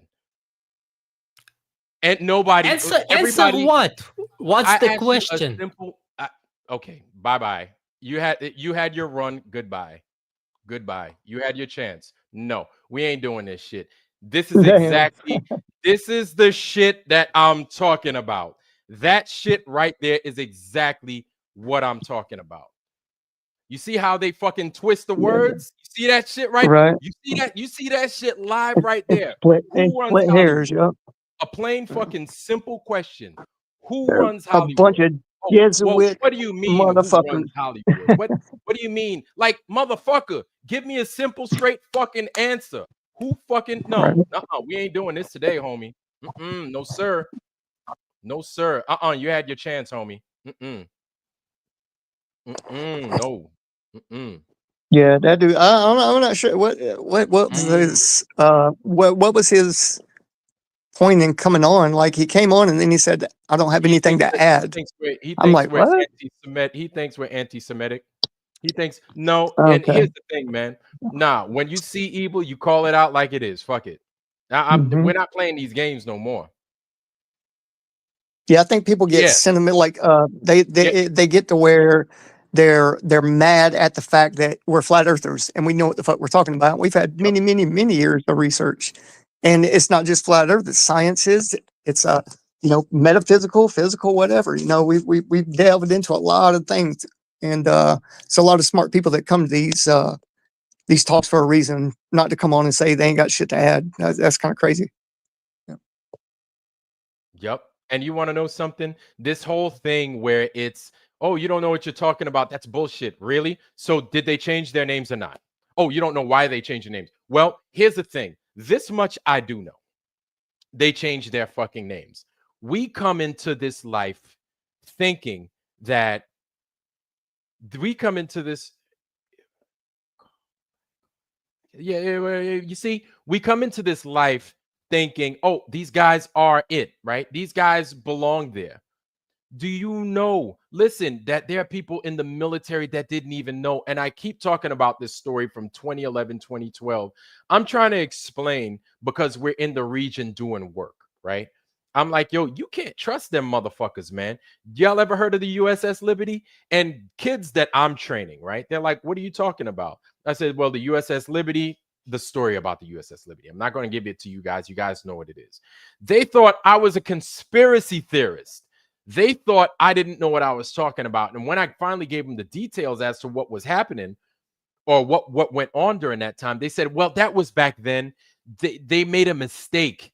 And I said, no, that's not a fucking mistake, motherfucker. There's a reason as to why they did it. They don't fucking like us. They don't fucking like us. That's why you got shit like Hollywood. That's why they let you know straight up, we run this shit. We run it. And we know what the hell we're doing. Sit your ass down so we could fucking handle it. And like there is a lot that I would like to do, but I can't do it because of certain things that are in place. I'm not even going to go into detail about it. But I mean, that's just how it is. because there are certain aspects of the synagogue of fucking Satan involved. Mm-hmm. It just Yeah, is true. what it you want to know something? Like it's the truth. And what people don't seem to realize is that they'll get in there, they'll butter you up, they'll make you feel good, they'll make you feel a certain way. But the truth is what the truth is out there. You know what I'm saying? Mm-hmm. I don't have to sit there and talk shit about. No, I don't have to do that. Their actions Yeah. speak for themselves. You've got this Well, shit going on in and Gaza. You know what? yeah, Okay, go I ahead. don't have to understand. I don't have to understand the whole Gaza situation. I don't. Mm-hmm. What I Mm-hmm. see and what people coming back from those places and telling it for what it is, what we know Mm-hmm. from their accounts is that there's a group of people that's wrong. There's a group of people that's executing another group of people in those regions. Am I anti-Semitic Mm-hmm. for saying that? If you say I'm anti-Semitic off the rip, I already know that you totally disingenuous. Off the rip, Yeah. I know that you full of shit. And off the rip, I know that you have the penchant to lie. And seeing the trend, it shows. It speaks for itself. The trend, who you are, what you say, how you say it, it all speaks for them. It all speaks for itself. And so then I don't have to say anything. We'll let the foundry listen. So me saying Yeah. or asking who runs Hollywood? Well, what do you mean by who runs Hollywood? What kind of question is that? See, now I know you're full of shit because it's like, you see, there you go. There you go. And that's how they use that shit. That's how they got those this is how and why. And I'm gonna talk about a point that a lot of people aren't gonna like, but you're gonna have to hear. This is how you got a lot of these motherfuckers in the judicial system running shit the way they do. Okay. And this is what they do is they disguise themselves a lot of time and they play both sides of the fence. So then that way, when the money comes down, they win either way. And they get to do whatever they want for that money. Their thing is money and control, right? They have it to where they run all these systems. I'm not going to get into the full details. We're just going to focus in on the judicial system right now. They make a certain group of people in this country feel comfortable in their wicked ways, doing what it is that they do to another group of people in this country, in the US. And you want to know something? Because they do, this is exactly why those motherfuckers get away with it. You're not going to like it. I'm going to say it. There's a big fucking there's a lot of racism in this country. You could tell me what you want to say. We're not the black race, white race, we're the human race. Sure, I get it. But you're going to have to hear this shit and it's going to sting a little bit, but it's the truth.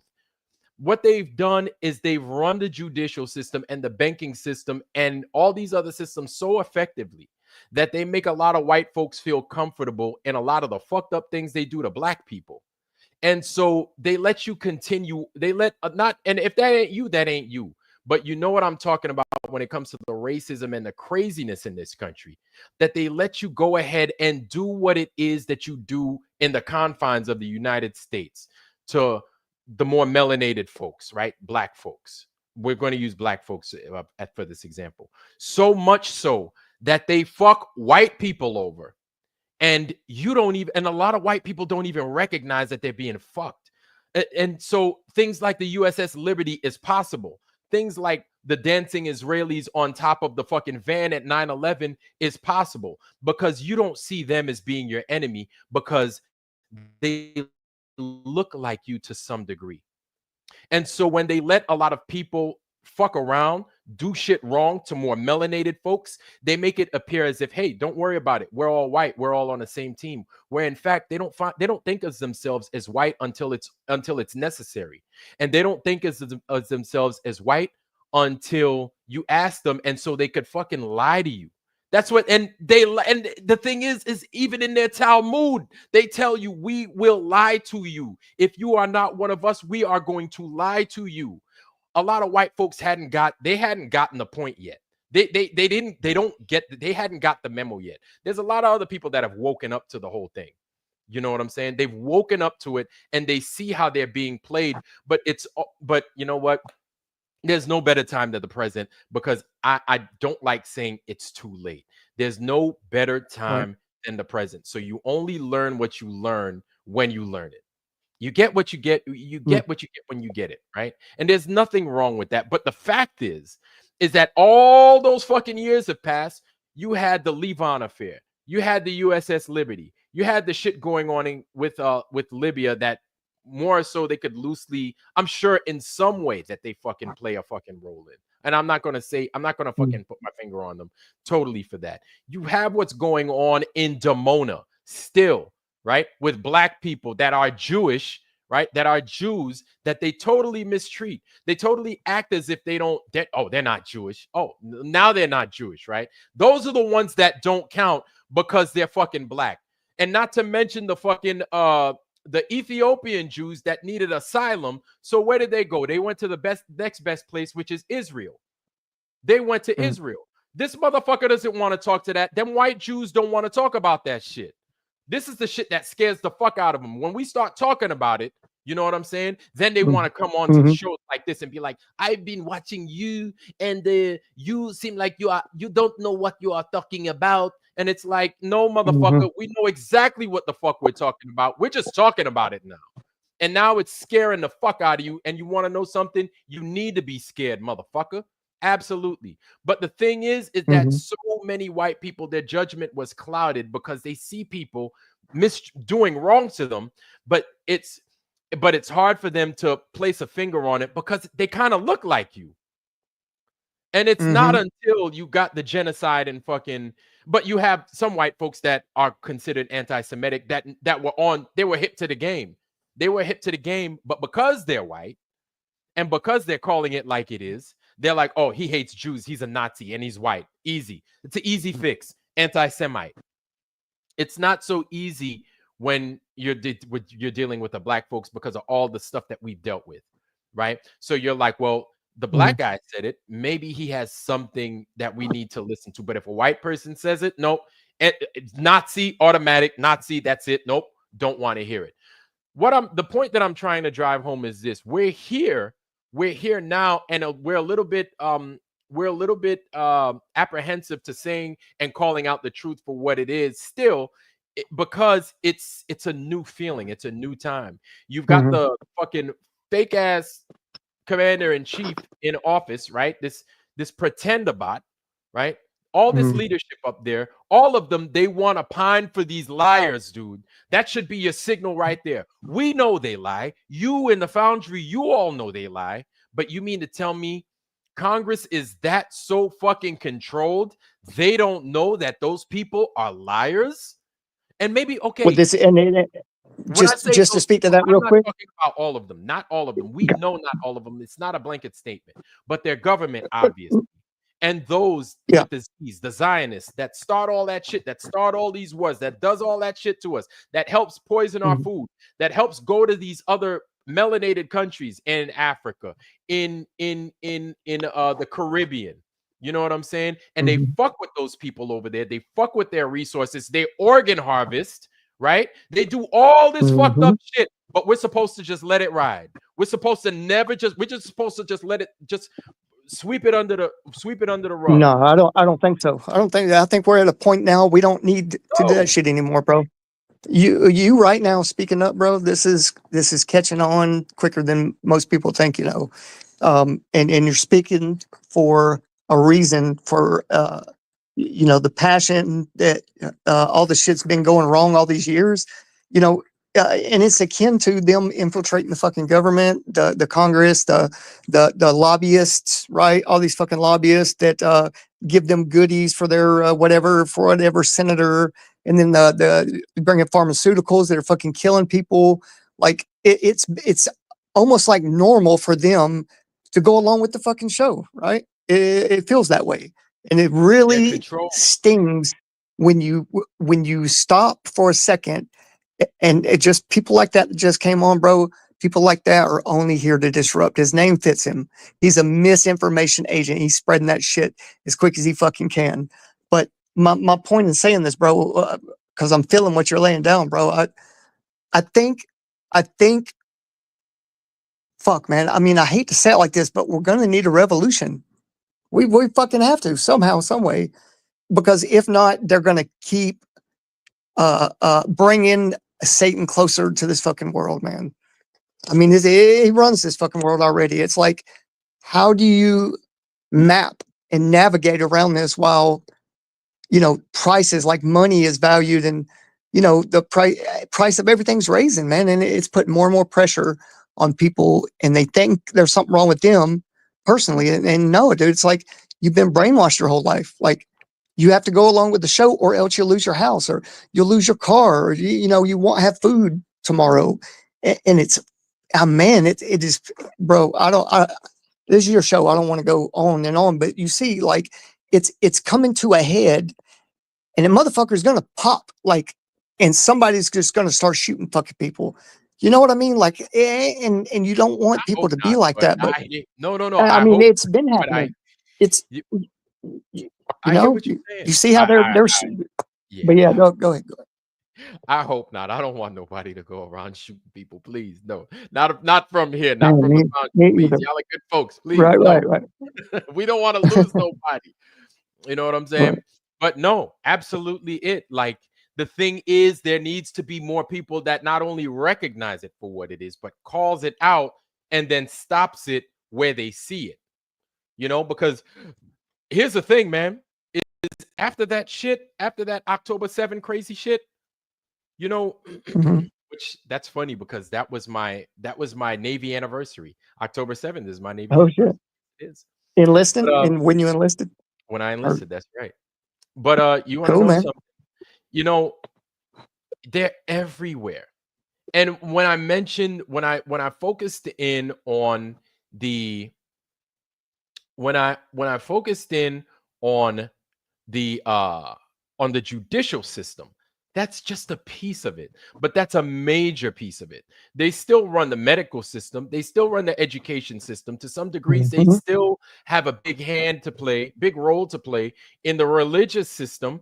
All of these systems, they still have a strong grip on, and they Yeah, manipulate, and they twist the people's words, they manipulate. And this motherfucker had the nerve to think he was going to come in here, and he thought, see, right. I'm cool. I let anybody come in and talk shit, rap a little bit. I gave Brenda 5 minutes to talk, you know what I'm saying? But that level of deception right there, I can't, bro. I can't do it. I can't do it. We know, Well, because when I things, man, really studied we flat, know when it's I the really truth. got deep. Oh, sorry, man. I'm sorry. Go ahead. I was just gonna say real No. We quick. know it's the When truth. We know what the truth when is, man. And when you start coming in and you start dropping shit bombs everywhere, like, it's so infuriating. It's cute when Brenda does it, right? We're like, all right, coming in with the scripted, chair, comes in with the freaking folding chair into the ring. We know it's coming. We know it's going to happen, right? And then we bat that away. It's rare that we get the actual bullshit, right? From the synagogue of yeah. Satan's mouth himself, coming in here with that nonsense, man. And it's like, you know what? Every time when you see that shit in public, when you hear them talking that, like that right there, Mhm. that right there has got to stop. That right there has got to stop, and it needs to be done in public, and everybody needs to fucking see it. And the thing is, yo, Yeah. man, they use nice work. Listen, I'm not saying that all of Mhm. them is like this. I'm not. But they're going to use the nice words. They're going to use the good stuff to talk you up, to talk well about you, butter you up a little bit, man. That's a softening technique. This is psychological operations just so they could Yeah, get on that's your true. fucking good That's side, true. and then they could stick one in your back, man. Because here's the thing, they don't see you as one of them. They don't see any of us as one of them. And it's easy. Listen, man, it's easy for them to operate in white spaces. Nobody talks about Mhm. that shit. White people need to talk about it, but white people don't want to talk about it because there's a level of whiteness in the United States that they don't want to lose. They feel, and this is my observation. Mm, I'm just telling you my that's a good observation. point. A lot of white people feel that if they fuck it up too much with Israel, with the synagogue of Satan here in the US, this is my observation I'm giving you. That they feel that they're going to lose something. They're going to lose a leg up, and I don't know. I don't know They very well could in the judicial system. They very well could in the education system, the medical field. But in these places in which they reign supreme, like y'all got the leg up. And what they will do is they will malpractice on people that are melanated like me. And then every once in a while, they'll do it to people that look just like you. But because you so deep, a lot of white folks are so deeply ingrained with them because they look like y'all. Y'all miss it. Y'all don't see it until somebody catches them and brings it up on the news. And y'all, it goes right under your nose. This is how powerful the fucking racism is, man. That's how powerful the racism is you got them fucking usurpers, them liars that come in and they fool everybody. They fool everybody and they use the racism in this country as a tool against both sides and they make money on both sides. Yeah, he came in the room. He was presupposing right off the bat, bro, and it kind of pissed me off, but I didn't want to say nothing. I got 4% on my phone. I'm gonna say this, and I got to jump off, bro. I appreciate you, everything you're doing, bro. Keep it up. Don't let nothing discourage you, man. But what I wanted to say is, you know, when I really started really getting deep into flat Earth studies, and you know, jump into a lot of different people's pages, and really, you know, trying to keep up with what came out new, right? Yep. And when I really started getting deep into the information, I started, you know, pulling out the Bible more, and I seen that everything was flipped on its head. Everything to do with this design, the education, you know, the where the education came from, you know, and you could see that Satan was hard at work, bro, hard at work, and these people that, like this dude that came in here, they're raised to think that no one's their equal, that they're above everybody, right? So what I was going to say is, man, that dude gave me Satan vibes, bro. The way he was talking, just the way he just came in here like man, he didn't have nothing to say really at first. I ain't got nothing to add to the conversation. Oh, never mind. Let me tell you where you're wrong. What you know, who you are. Let me define you. Yeah, man, fuck that. You know, fuck people like that. And excuse my language. I don't usually cuss like this a bunch, but yeah, man, cool. just know that it was planned from the beginning for stuff like this, these kind of times, bro. And oh man, bro, nobody wants it like that. You know what I'm saying? Nobody wants it to be like that between everybody. We don't. I mean, we're passionate about what we know and what we studied and who we were around, who we, you know, click with or whatever. Like we're a tight knit group. Really, we ain't violent. If we would have been violent, bro, we would have hurt somebody a long time ago. So, anyway, man, much love, brother. I'm gonna stick around for this for about. I got 3% on my phone, and I'm gonna try to plug it up. I fumble with my crippled ass hands, but I'm gonna try it. it. Nah, anytime, brother. Anytime, man. But yeah, I'm gonna mute up though. Unsure name. What's going on, man? What you got, man? Oh, buddy. Blood. There we go. There we go. You see, they can't get enough of this shit. They can't get enough. These. Damn, where'd he go? What happened? I took him off because that was him talking shit again. I just took him off. He was gonna say "fuck you" or some shit. I just took him off, man. Something crazy. Yeah, that's better that way. He's gonna say some All right, bro, I'm gonna plug this phone up, bro. You see, that's the thing I don't like to do on this fucking thing. Even with Brenda, I don't like to banish a motherfucker, right? Brenda wasn't banished. I kicked her out of the studio, kicked him out of the studio a few times, but Brenda comes from time to time. I don't banish motherfuckers. But when you do that shit right there, and you part of some system that we're done. We're so done with the synagogue of Satan, bro. And if you start giving off them synagogue of Satan vibes, like they're going to eat you alive. We're going to eat you alive. And I'll be more than happy to add some seasoning to it. I'll be more than happy to put some of that Lowry's on there. You know what I'm saying? Because like it's come to a point now that now they're killing those people in Gaza. They're killing them. And then you want to know something? Africa's next. A lot of people don't know that Africa's next. This is, in my opinion, and I could be wrong. I don't know. But this is why I think Trump is doing a lot of this stuff that he's doing with the black people in the United States. I feel that he wants to remove a lot of black contributions that are known, black contribution.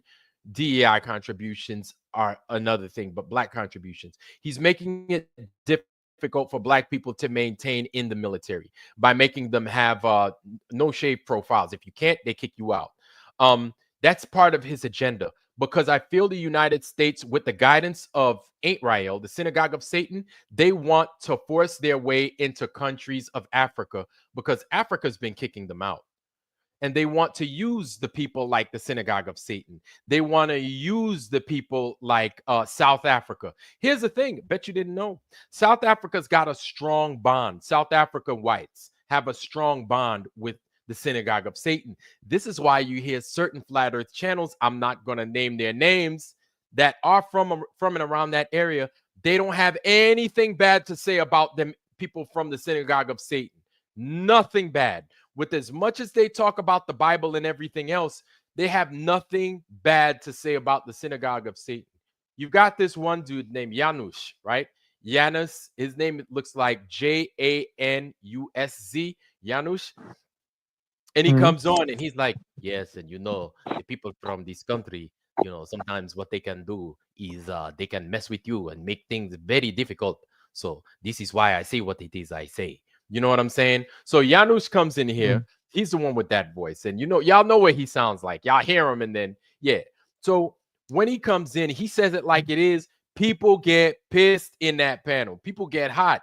And so I notice that you have the people that live in South Africa that have a liking to the synagogue of Satan, because they bringing to them a way of life in which they appreciate, that they're familiar with, right? So they basically protecting their whiteness against a bunch of black people in an entirely black dark pitch continent. You understand what I'm saying? This is why you start to see shit like Donald Trump saying, "Oh, I'm giving asylum to the not synagogue of Satan. I'm giving asylum to white South Africans because they're being genocided." White South Africans being genocided by who? They're trying to say that black people are doing it so that they could get the hearts and sentiments of the American white people, because black people are like that. We already know that's a lie. We know that's capitalist black folks. But what they're doing is they're trying to stir all the white folks up here to give them the green light to go into South Africa and other Africas subsequent to that, to go in there and start running shit, to go in there and start hurting, killing, poisoning people and killing people. But you know who's guiding them? You know who's fucking dragging them by the fucking ear to do all this? It's them motherfuckers in the Eastern Med. You think Donald Trump is smart enough to go into fucking Africa and fuck with them people like that? No. Them fucking people, the Swedge or the synagogue of Satan is telling them exactly what to do, exactly how to start it. And they got one of their little dick sucker boys in there. They call Elon Musk in there because he's South African as well, in the White House, basically telling Donald Trump, go to South Africa next, do that next, while he's over there taking his drugs, fucking his mind up. He's telling this dumb motherfucker to go do that. And then this is, the racism is fucking, it's perpetual, dude. It's crazy and it's perpetual. Yeah, that's true. Them motherfuckers is behind it big time. But the thing is when you're comfortable, you don't care. And this is why I say there's a lot of white folks that they don't know. They don't know because they're so comfortable in the ignorance of it all that they let those motherfuckers do that. And until it starts falling at their feet, they ain't going to want to do something. But now that it's starting to fall on white people's feet, when it's now at they this want to doorstep, do something. And I think this ain't nothing new. I've been saying this shit. This ain't like I came to some revelation, but we're starting to see it real time now. You know what I'm saying? Yeah, true that. Hey, I'm at 1%. Check this out. I think since they've been kicked out of so many countries. You know who I'm talking about? The whole group, Synagogue of Satan. They're going to try to relocate down there when America chases their ass down in the fucking street. And I got to go. But much love, man. Yeah. All right, brother. Peace, man. Peace. Thanks for being here, man. Good to see you, brother. Good to see you. RG's in the house, man. RG's out the house now. So Yeah, man. Black lights in the house. Who we got else in here? Sean Alki. Where there's Sean Alki, there's ABCs in the house. Good to see y'all. Good to see y'all. Undoctrinated as usual. Awakened Nemesis as usual. Good to see you, brother, man. It's good to see y'all, man. Good to see y'all. Tell it all now. Black light, serious business. Void. What's happening? Void's in the house. Yes. Yes, we are in form. We are in Voltron form, man. You guys are strong, and you guys are here with it. I'm glad, man. I'm so happy. Jono Edwards. Damn, where's this fool been at, man? Jono Edwards is in the house, man. Jono Edwards, I hadn't seen you in a while, man, but it's good to see you, man. Welcome, sir. Welcome. Welcome, everybody, to the Foundry, man. And we go from flat earth to just a strong discussion of the craziness that's going on down there, man. It's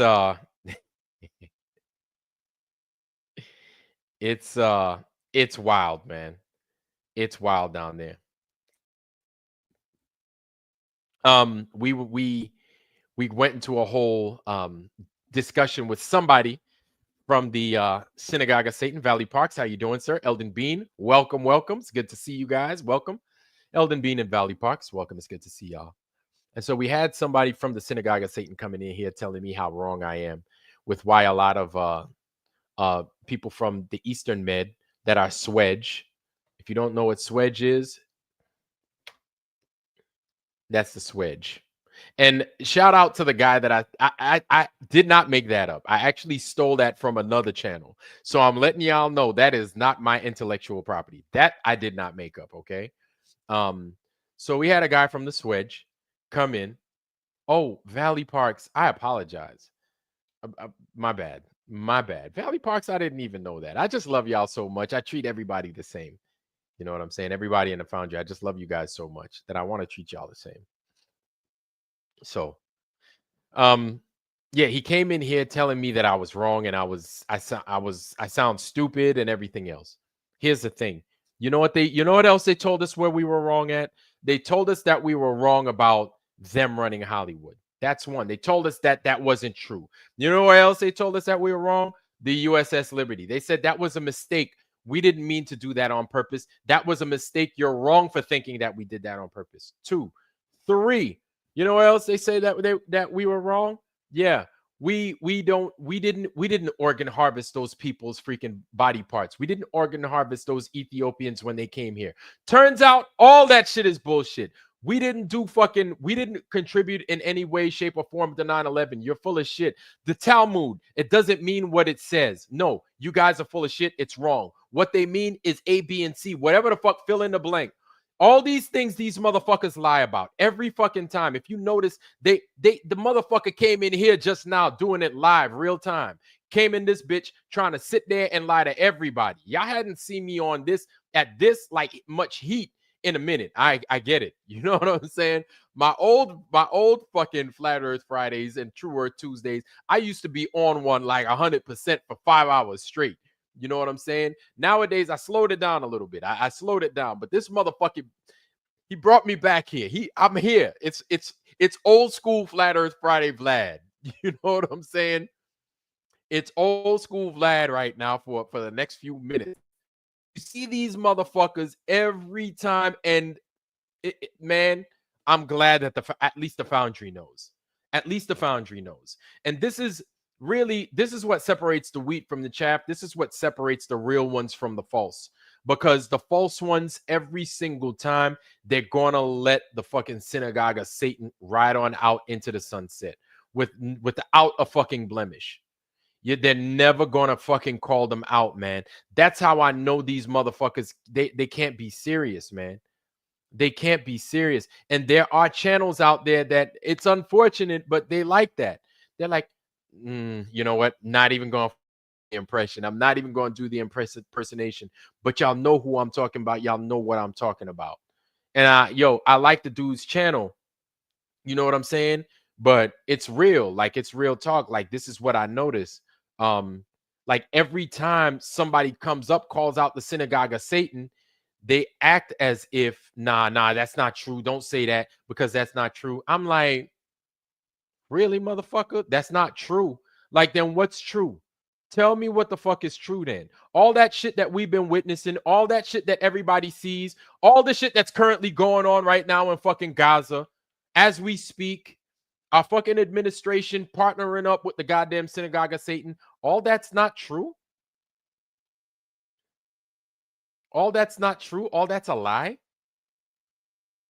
Like my thing is like I'm so tired, man. I'm like those people, okay, if not eliminated, but they need to be like escorted somewhere else. Like go hang out with the other liars. Go play with them. Do not come here and spoil the shit for us, please, man. Please. Because my thing is now that we see the lie, we can't poison the well no more, man. We're so through with it. Now that we're starting to get healthy with the truth, we can't poison the well no more with bullshit. Go to Judas's channel for that. Judas, there's a whole channel with 100,000, 200,000 people. There's a whole channel called Judasism. Y'all know who I'm talking about. It's called Judasism. Y'all go to Judasism's channel if you want to lie. Y'all go to Judasism's channel if you want to drink from a poison well, because that's where it happens at. Y'all could come, y'all coming in here trying to defend that bullshit. Go right ahead and go right to that motherfucker and drink from that well. We don't need you here, not in the foundry, because the heat is going to burn the lies out. That's what we here for. You want to drink from a poison well? Do it at Judas's channel. Judas got all that shit going down. You know what I'm saying? You could get a nice shirt. You could smoke a blunt on his show. You could do all that nonsense and shit and not learn a fucking thing. Not learn a goddamn thing. Go to that channel and do that bullshit right there, please. Not too far. Judasism. You type that shit in. Let Judas fucking have his way with you and feed you some bullshit. Fucking lying ass motherfuckers. Swear to God, dude. These motherfuckers. I mean, there was a time, dude. There was a time where people that would lie like that, they would get some shit. Now, like this place is just this place. I don't know, man. I don't know. I think maybe we've gotten so accustomed to the bullshit and the lies, man, that we just like, and he lied. Where one time it's like, oh, he lied? Nah, hell no. Jeff Bezos just lied. That motherfucker's still going to make a couple of billion next year. He lied. He just got caught lying. Jeff Bezos, all them fucking females flying that stupid ass space rocket nonsense that claimed they flew it, didn't fly nothing at all. They just, all of them, all those big famous people got caught in a fucking lie, and nobody's going to fucking put them at the stake. Nobody's going to hold their feet to the fucking fire. It doesn't make no fucking sense, dude. Like, I swear to God, if Jeff Bezos was a smaller business, his business would be tanked right now as we speak. It would be no more immediately. No more. Getting caught like that in a lie, dude? Oh, yeah, they would have been like, yeah, we can't do business with this dude. I think the same thing definitely needs to be said about them 5 bitches that went up in the sky and did all that shit. They just need to be canceled, man. Like straight up and down, they need to be canceled. I know I just said bitches. I get it. But you can't be human. You cannot be human doing shit like that. And at that big a scale. Oh, we're astronauts now. Where the fuck did you go? What did you do? When? How? And then they're in the business of fooling motherfuckers. All of them are liars, man. All of them are liars. And I don't know if I heard any of them talking about the shit going on in Gaza, even though that's none of our business, none of my business. It's still going on. It's still going on. And you want to know something? Shit like that goes on over there. You let it ride. It's going to be here. It'll be here. And shit's going on here already that's fucked up. You know what I'm saying? Shit's going on here already that's fucked up that we don't agree with. And we better be aware of it. And we need to call it out as it happens. We're good for it. I know we're good for it. But don't let some evil happen in your face and say that's okay. No.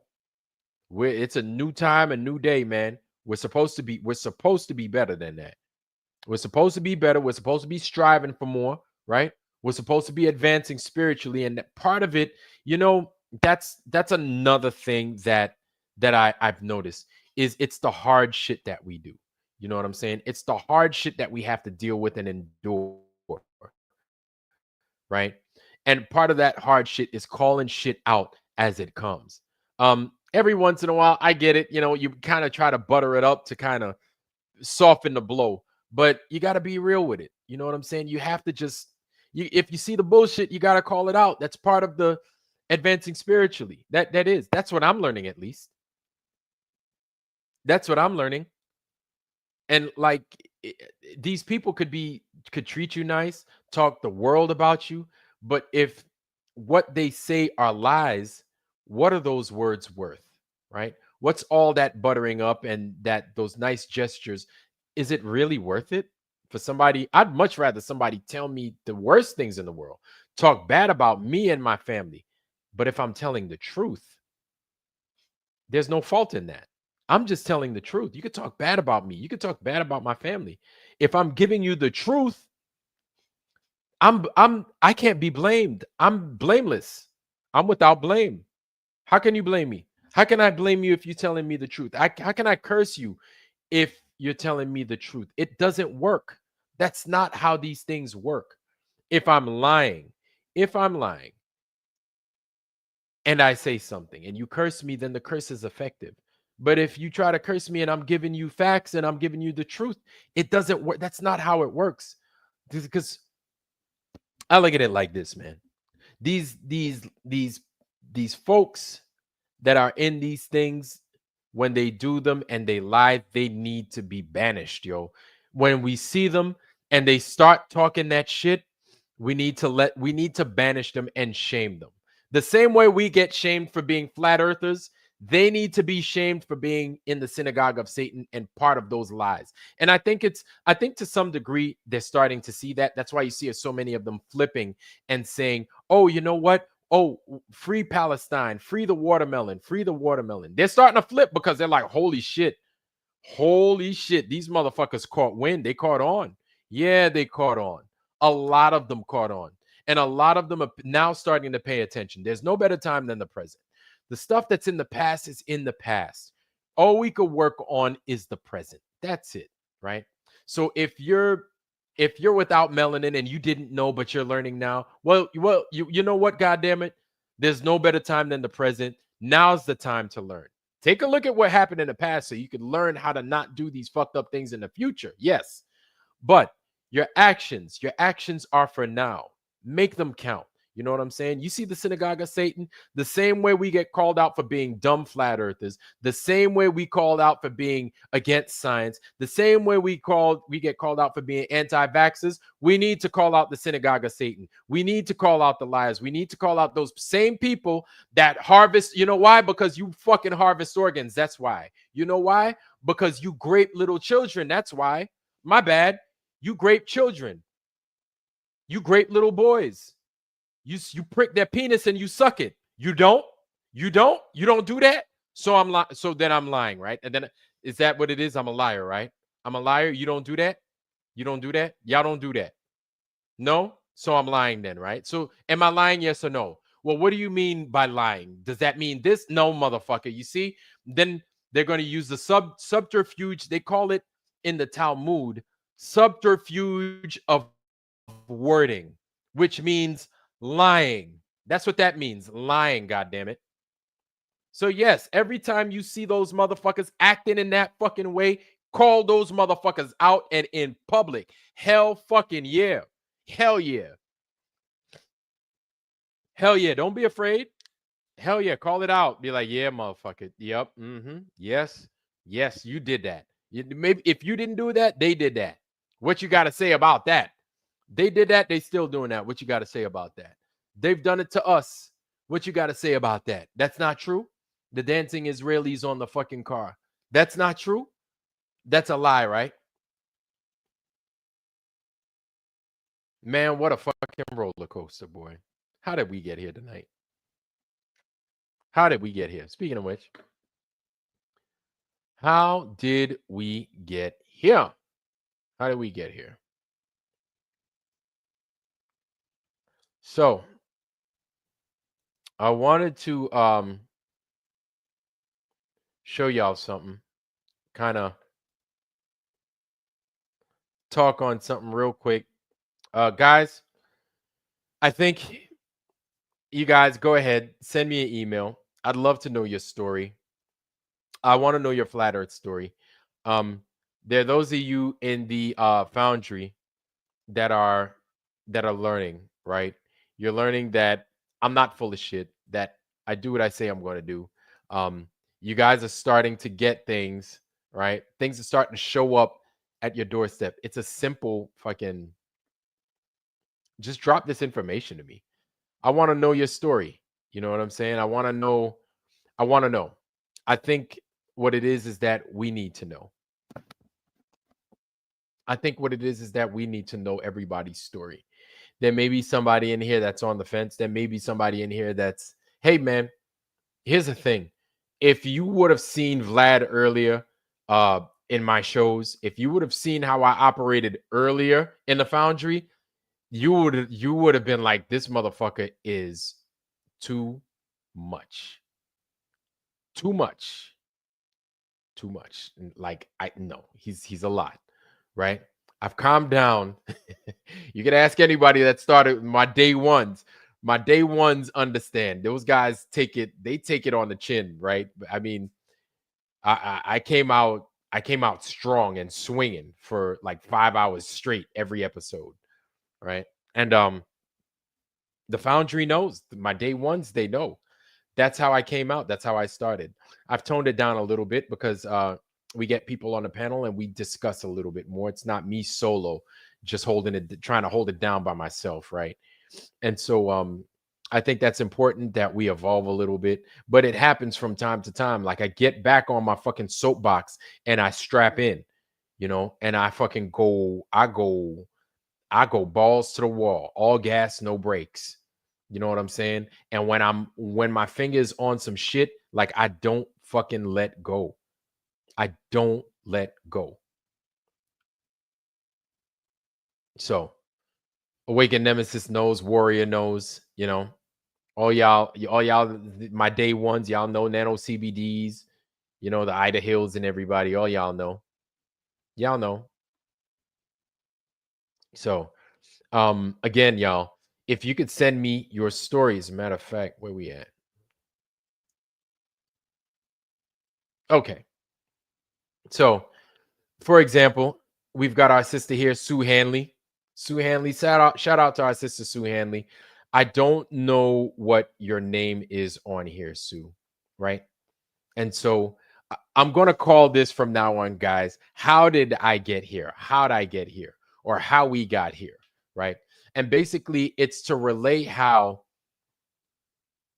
somebody in the foundry came to the flat earth. Somebody in the foundry learned of and evolved into what they are now, as far as their thinking is concerned, a flat earther. I would imagine for some people, it's not the easiest road. You lose a lot of things, right? But though it's not an easy road, it's well worth it. And the benefits that come with it, I feel, are tremendous. It's the truth. When you get the truth, what else is there? What else is there outside of the truth? So I would say the benefits of getting the truth alone and knowing what to do once you're properly informed is the greatest gift of all. Like the greatest gift of all, Whitney Houston, right? I feel the truth. There's nothing like it. When you get it, anyway, and when you get it, there's the feeling is tremendous. Anyway, I'm going to relay our sister Sue Hanley. Shout out to Sue Hanley. Thank you so much for relaying your story to us. And so it goes like this, y'all. By Sue Hanley. How did I become a flat earther? And then she goes on to say, I meant to say true earth. So yes, a true earther. And then she goes, when something goes flat, it often has a negative connotation. So from my own perspective, the best description is true earth. I agree. True changes in awareness and conscious thinking started very spontaneously and very unexpectedly within my mind. Remember this truth: all is mind. For me, the unraveling process of discovering what a huge cover up there was in the 1960s, the 60s hippie movement blew my mind. Learning that all of us had been fooled into believing we were free was a sick fucking joke that was played on all of us. Wow. I wasn't around in the 60s. I didn't live through the 60s, but I hear nothing but great things about the 60s, the amount that you learn. But it's funny how people were fooled at the same time during that time. But let's continue. That was me. But this is back to what she's saying. The military and CIA PSYOP infiltrated our music and our very lifestyles, causing a huge decline in future generations. It was all planned to control the masses. This quote, Twilight Zone reality within this matrix really sucks. All right. Yeah, I agree. The process of relearning the truth continued when I got turned on to Brian Staveley's channel, which I'm going to go in here and I'm going to go in here and I'm going to share with you guys, y'all. Brian Staveley's channel, Dose of Reality in 2016. After serious ups and downs and turnarounds, my gut intuition let me know without a doubt physics, science, and math are necessary. Yes. And the folks who know these details, facts of true earth are very wise and super intelligent in my eyes. Yes. Wow. Wow. Okay. Now back to common sense example. However many large rocks are balanced on top of a small pointed rocks without falling. This would be impossible on a fictitious ball, supposedly spinning at a supposed speed of over 1,000 miles an hour at the equator. Duh. Do you really find yourself spinning? No, no, and no. Why does it matter about the true earth? Listen to Alex Michael's song, Don't Let Them Take Your Mind. Alex Michael, y'all. Alex Michael, his song, Don't Let Them Take Your Mind. I just have to say this. My soul is at peace knowing the reality of the wisdom that resides within each and every one of us as you carry on. And now I say good night and adieu and hi to the next person wanting to share his or her story within the Foundry. Thank you, your valuable time in listening to my chit chat. Peace. That's from our sister, Sue Hanley. Shout out to you, Sue. Much love, much love, much love and respect. Thank you. Thank you for sharing that testimony with us. It is valued, and I valued everybody's testimony here in the Foundry and outside the Foundry. And here it is. This is Stavely. That's his channel right there. I just put it in the link. And so yeah, go ahead. I'd love to hear y'all's story and I'd love to relay it to people. Love to relay it to everybody. I think it's very important for us to know how we got here, how we got to this place, right? Yeah, man. This is it's one of those things, I guess. After I could tell you, after 9/11 happened, I wouldn't this happened. I was new in the Navy, right? Brand new. I'd done this is my second year or something, right? It's a feeling that after 9/11, like I was confused. I could say that's the best I could give it, right? I was confused. I wasn't happy. I was not happy. I knew I wasn't overly sad, but it wasn't a good feeling. It was a feeling of confusion. That's the best I could give you. I could tell you that after 9/11 happened and after 9/11 happened, I didn't know what to think because it didn't feel right, right? I didn't think that those people that were considered terrorists, I don't think that they did it. I always had a feeling that something just wasn't right on that day. But as I learned more and I learned about 9/11, like now I started to get a feeling of discontent with who I was playing for, the team I was playing for. I'm not lying to you. I'm just giving you how I feel or how I felt at that time. And so as time progressed, I was still in that feeling of I don't know why I feel like this, but it's not a good feeling. I wasn't happy, even though I was married at the time and I had kids and everything. I still wasn't happy. I would put on a smile. I would go on, I guess you could say, a vacation from time to time, but I still wasn't happy. I would get things, but I still wasn't happy. I would, the Giants won the Super Bowl twice within these period, and I still wasn't happy. I wasn't happy. I didn't feel content. I was confused. I was confused, very confused. It wasn't until I started to learn about the true earth, the flat earth, and everything that came with it that I started to feel at peace. I'm not even going to say happy, but I started to feel at peace. Kind of like what Sue just said, her soul felt at peace. As soon as I learned about the flat earth, that's exactly what I felt. As soon as I learned that we're not moving and all these things aren't happening, and I'm not as stupid as I thought that I was, and I'm not crazy because this place isn't doing what I thought or what I was taught that it did, I felt at peace. That 9/11, it started, those things started to make sense.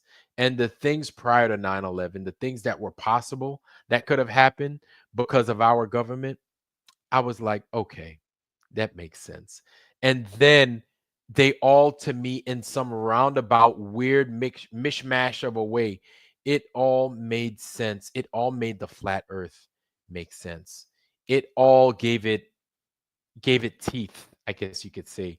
And it made it made the life that I was living, I guess you could say, I had to find, okay, it's like, okay, now that I know what this place ain't, and now that I know that this place is flat and not moving, what's my purpose? What am I supposed to do? Um, to some degree, I'm finding this out every day, right? I don't think that it changes, but I'm finding out every day that I have a purpose, that we all have a purpose as we learn this place, as we're learning this place and we're putting the pieces together. There's something about all of us that we could contribute. Um, Um, and uh and that's right, boy. The Giants won two Super Bowls and I was still missing. Something was missing.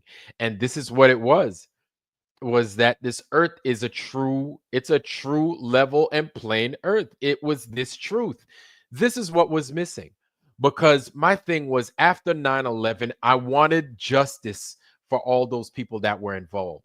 I wanted justice for all those people that lost their lives, and I wanted those people sent to justice for all those people that were involved, for all those people that brought those towers down and killed everybody and ruined New York, right? I wanted those people brought to justice. I wanted that for them. But as I learned this flat earth and as I learned more about the synagogue of Satan, I knew that with the system that we have now, with the way things are running now, that's never going to be possible. That's not possible at all. You understand? But in the true earth, in the flat earth, I found peace in that. And how I found peace in that is that okay, I understand now it's not about 9/11. Not saying that it's not important in finding out what the truth is about that. No. But why we've gotten to this point. Why we've gotten to where we are now. Um so what I feel is that everybody's story is important. Like what brought you to where you are? What brought you the peace, right? Where was the confusion at for you? How did it feel? Where did it bring you? And what brought you the peace? I think Susan Hanley, you said it beautifully, right? That you're at peace with it. And I don't think there's any other way to describe knowing the flat earth. That's why it's easy for us to say that, yeah, it's true, it's flat, it's a flat earth. It's a true earth. Sorry. And we're not ashamed anymore to say it because it brings you peace. And it's those that can't stomach us saying the truth like that. They have no peace. And you could see it on their faces, you could see it in their attitudes, You could see another thing that I'm seeing is the amount of things, the stuff that people buy. Don't get me wrong. I like having nice things. Okay, sure. My thing is more quality. That's not the point I'm trying to make. What I'm trying to make is finding things to make you happy, right? What's bringing happiness into your life? Of course, people would say their kids and everything else like that. Some people would say their dogs. Some people would say my boat. I don't know, my truck. But the physical things, they go away. They always do, man. A truck will break down, tires will go flat, the engine will go bad, and it'll rust. The dog will die. Give it 20 years, give it 17 years. Your dog is no more. And a cat is no more. You'll have 4 of those motherfuckers before you yourself decide that you're going to die next. Your kids, they have a time limit. Nothing is forever. But the truth is going to withstand that test of time. There's nothing like this flat earth truth. I guess this is why it's so strong in how we present it to people. And sometimes we could be that coffee without the creamer and sugar to people, and it's a lot at one time. Oh, Janus is on. It's a lot for people at one time. I get it. But we sometimes we know no other way. The truth is that powerful, right? And it could blind you if you're wearing if you're looking through the lens of lies. The truth will blind you. It's so powerful, and it'll frustrate you and make you mad. But that's okay. Because as soon as you get used to the power of that light, you'll come to revel in it, and you'll come to enjoy it, and you yourself will become like us. You know what I'm saying? And it's we're not bragging or anything else like that. We're just saying it's a peaceful feeling, and it's a good place to be. And we're not, you know, we're just trying to bring you the truth. That's it. We're not trying to force you into the truth, even though some of us may seem like we are. But you know, it is what it is, man. It is what it is. So if you can't stomach us, that's okay. Then go somewhere else. Don't listen to us. Right. Sav is on right now, and apparently Janus is on Sav's channel. Hey, you know, it's the same people. It's the synagogue of Satan that they can make things very difficult for you. And you know, you know, y'all know how Janus be speaking his shit. Janus be in there. Janus got what's his name? Janus was on Flatsoid's channel the other day, man, calling it like it was, man. And that's what I'm saying, man. Flatsoid wasn't having that shit. Janus is like, and you know, they are the synagogue of Satan. And you know, they need to be we cannot do anything with them because they lie so much, you know. And so, you know, Flatsoid was like, Janus, that's not true. That not all of them are like that. Janus, that's not true. You know, it's like, but this is what I can prove, and you know, I can prove these things. You know, Janus, this isn't true. You must not say that about them. This is anti-Semitic. Let me not. I'm just, y'all know how he sound. Y'all know how he sound, man. Y'all know how he sound, man. It's cool though. It's all right. It's okay. You know, it's okay though, man. It's okay. But shout out to Janus. Shout out to Janus. And you know, what's his name be in the chat too? Roger be like, yeah, you know, Flats. Yeah, Janus is you know, he's kind of right. Some of what he's saying, you know, I kind of agree with that. You know, Roger be in there saying that shit sometimes, man. Or Roger, you know, he sits back and he listens. He does his thing. You know, shout out to the panel though. Shout out to the Flatsoid panel. You know, they be in there. Roger, PJ, Janus, Flats in them. Saab be in there. Hey, Saab. How you doing, man? You know, I had to go to work. Had to go to work earlier, and kind of let me off early and stuff. So I'm here now, all day. You know. Shout out Maria Walker. How you doing, sis? Jim Anus. I be wanting to say Jim Anise. Jim, how you doing, brother? It's good to see you, man. Jim Anus is in the house. Aye. You kill me, man. You kill me. You kill me. Yes, you do. But welcome everybody to the Foundry. Welcome. I know Sav is on right now. Whew, I've calmed down. I've added a little bit of water to my wine. I've calmed down a little bit. I wasn't even angry. I just needed certain things needed to be said, and they needed to be said with a certain volume, I feel. Jay Wind, how you doing, family? It's good to see you.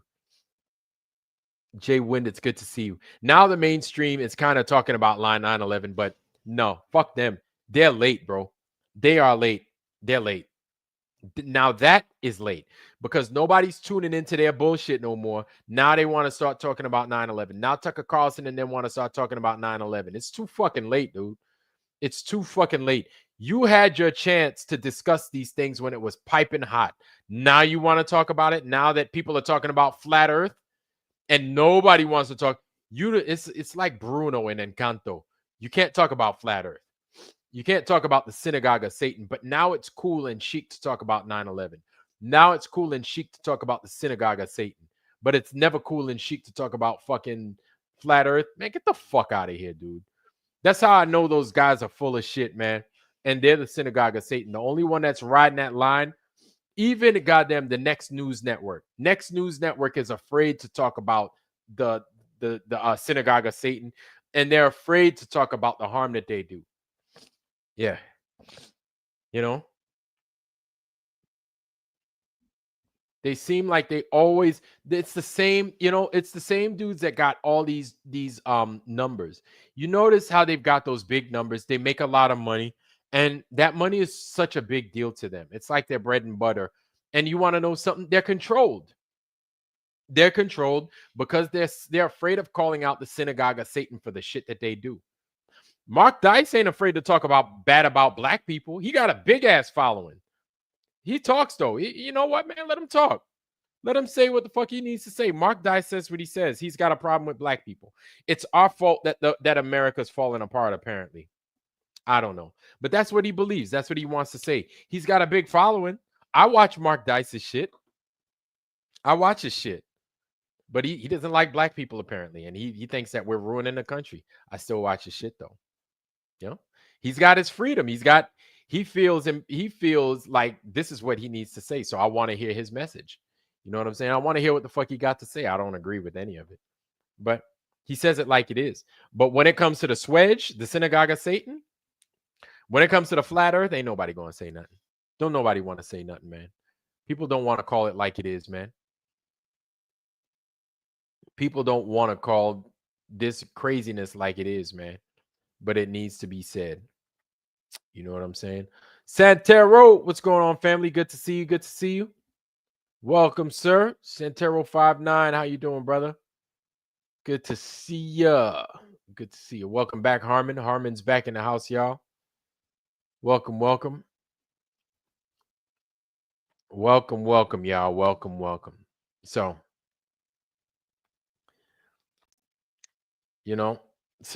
yeah, man. It's crazy out there, y'all. It is crazy out in them streets. Yes, indeedy. Yes, indeedy. Yeah, man. So, I figured, man, I'm gonna go ahead and we're gonna ride on out. We're gonna ride on out with this craziness for tonight. And I'm gonna let y'all do y'all's thing. What time we got right now? What are we? It's almost 10 o'clock. So good. You guys, it's 10 o'clock. You guys are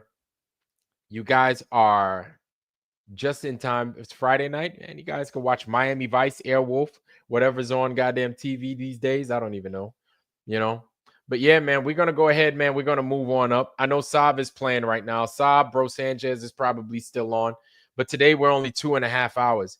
Y'all, I got some stuff for y'all as promised. A lot of you guys already know. For all of you that didn't send me your addresses, send me your address. I've got something for you. You know what I'm saying? For those of y'all that didn't send, excuse me, send me your address. Send me your address. Okay. I don't want you guys to miss out. I know it's only 2.5 hours tonight, but we've got the Sobs, we've got the Bro Sanchez's, so there's tons of us on right now. Different flavor, but still good flat earthers, capable men, solid men, still indeed, you know. Oh, and shout out to what's his name? Jaborama. Jaborama. If you don't know, I'm gonna show him. I'm gonna show this guy to you, right? Where this fool at? Let me stop sharing that.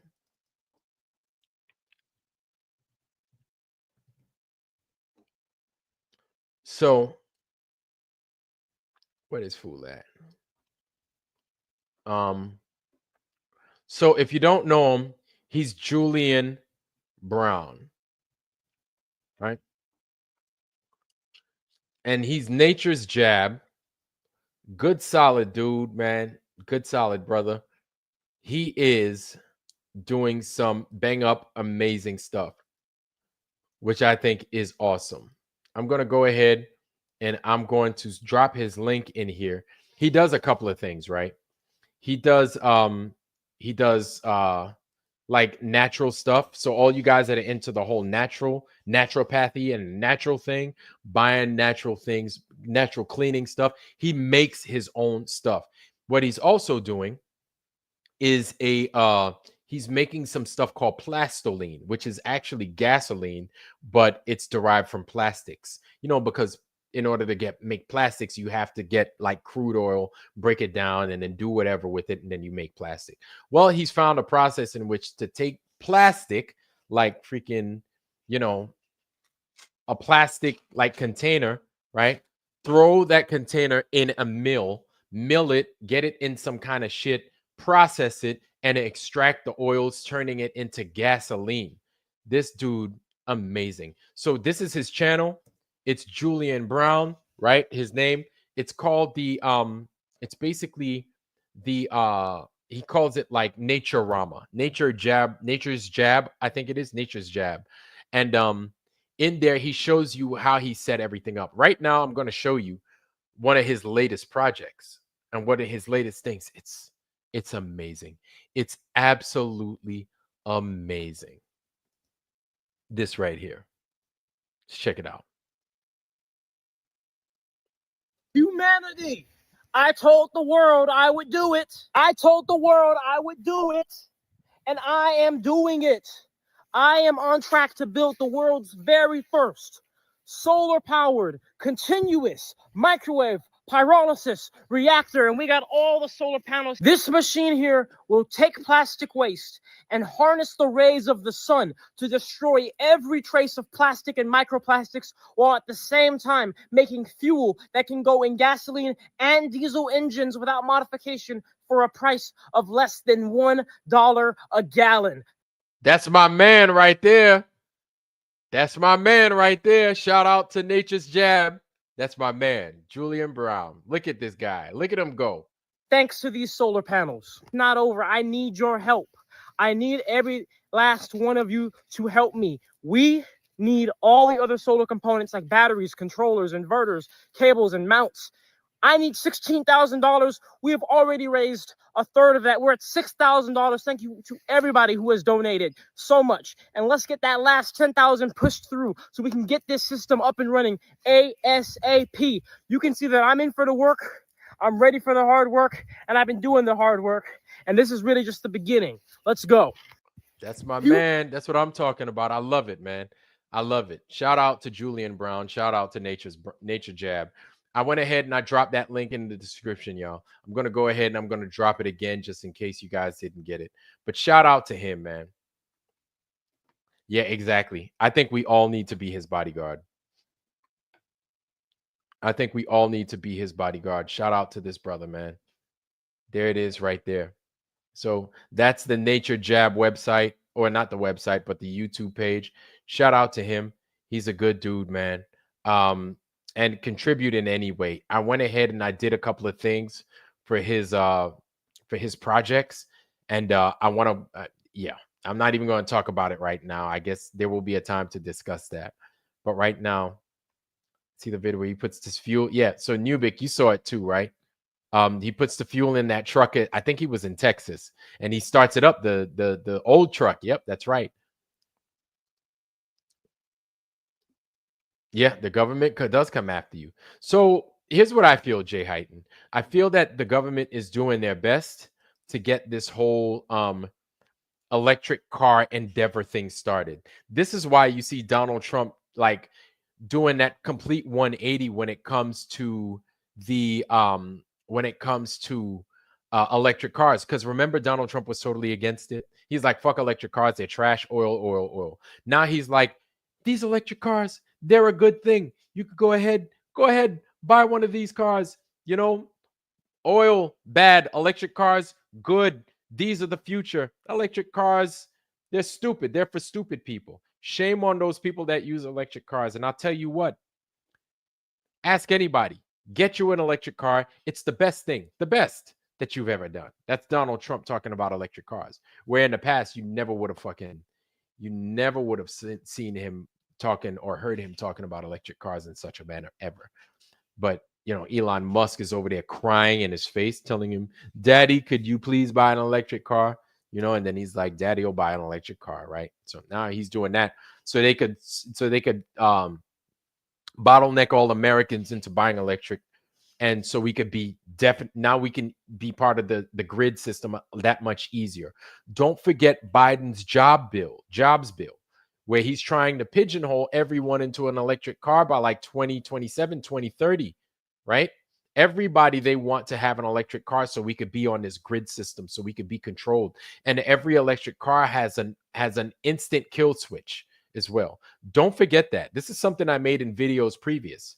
You know what I'm saying? These guys are trying to fucking pigeonhole us into this bullshit, man.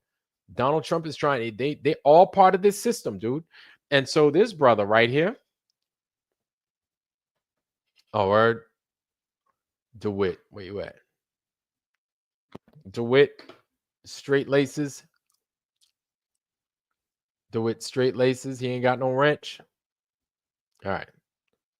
Let's go ahead and let's make that happen, huh? Go ahead and let's make that happen, huh? We will go ahead and let's go ahead and we'll wrench our brother DeWitt. Okay. DeWitt, straight laces. Where you at? DeWitt, straight laces. There you go, brother. Congratulations. You've earned the golden wrench of doom, right? So DeWitt, straight laces, you got yourself a wrench, my friend. You've got yourself a wrench. You've got yourself a wrench. You've got yourself a wrench. And while I'm at it, there you go, bro. A couple of you guys just went ahead and I wrenched y'all up real quick. Okay. And we just made that happen. Okay. I know I've been neglecting my duties a bit. I apologize, team. I apologize for that. But you guys are in the house. You guys have the touch. You guys have the power now. And so you guys got it. There it is. You guys got it. You guys got it. It's good to see you guys with a wrench. I appreciate it. I appreciate it. I appreciate it more than you guys appreciate it. That's for sure. I appreciate it. But family, without any further ado, I'm going to go ahead and I'm going to shorten this so you guys could go ahead, catch Sav, and it's your Mason Lodge, or it doesn't. Gary Skates. You guys are crazy, man. You guys are crazy. So I'm going to go ahead. I'm going to cut this short so we could catch the Savs and we could catch the, what's his names? We could go ahead and we could catch the Bro Sanchez's. Okay. I don't want you guys to miss out on any one of these guys sitting here watching me flap my gums now. But I appreciate y'all. Hey, guys, don't forget to like, don't forget to share this content. Like, share, like, share, share, like, share, like. Also, catch me on Rumble, Iron Earth 92,000. Share and like, share and like, share and like, share and like. Hey, my Russian brethren, how you doing, family of the stars? How you doing? It's good to see you. It's good to see you. You're a little late, but it's cool because Sav is on right now. Sav is on, and Bro Sanchez is also on. So make sure to show those guys some love. Tell them Ironwork sent you. We're shutting down shop here tonight. And before we do, don't forget, guys, hit me up on Ironwork 92,000. Send me an email. I would love to see your testimony. How did you get here? Anyway, family, with that, I give you nothing but I give you my blessing. I fucked that all up. I give you guys my blessing. Wish you guys nothing but the best, family. Health, wealth, love, joy, prosperity. Most of all, wisdom, wisdom, wisdom, family. And with that, family, I love you. I am out. Go ahead, catch Sav, catch Bro Sanchez. Love you. I'm out. Peace. Yes, you will get your inauguration, but peace. For tonight, wisdom, wisdom, wisdom. I love you. I'm out. Peace.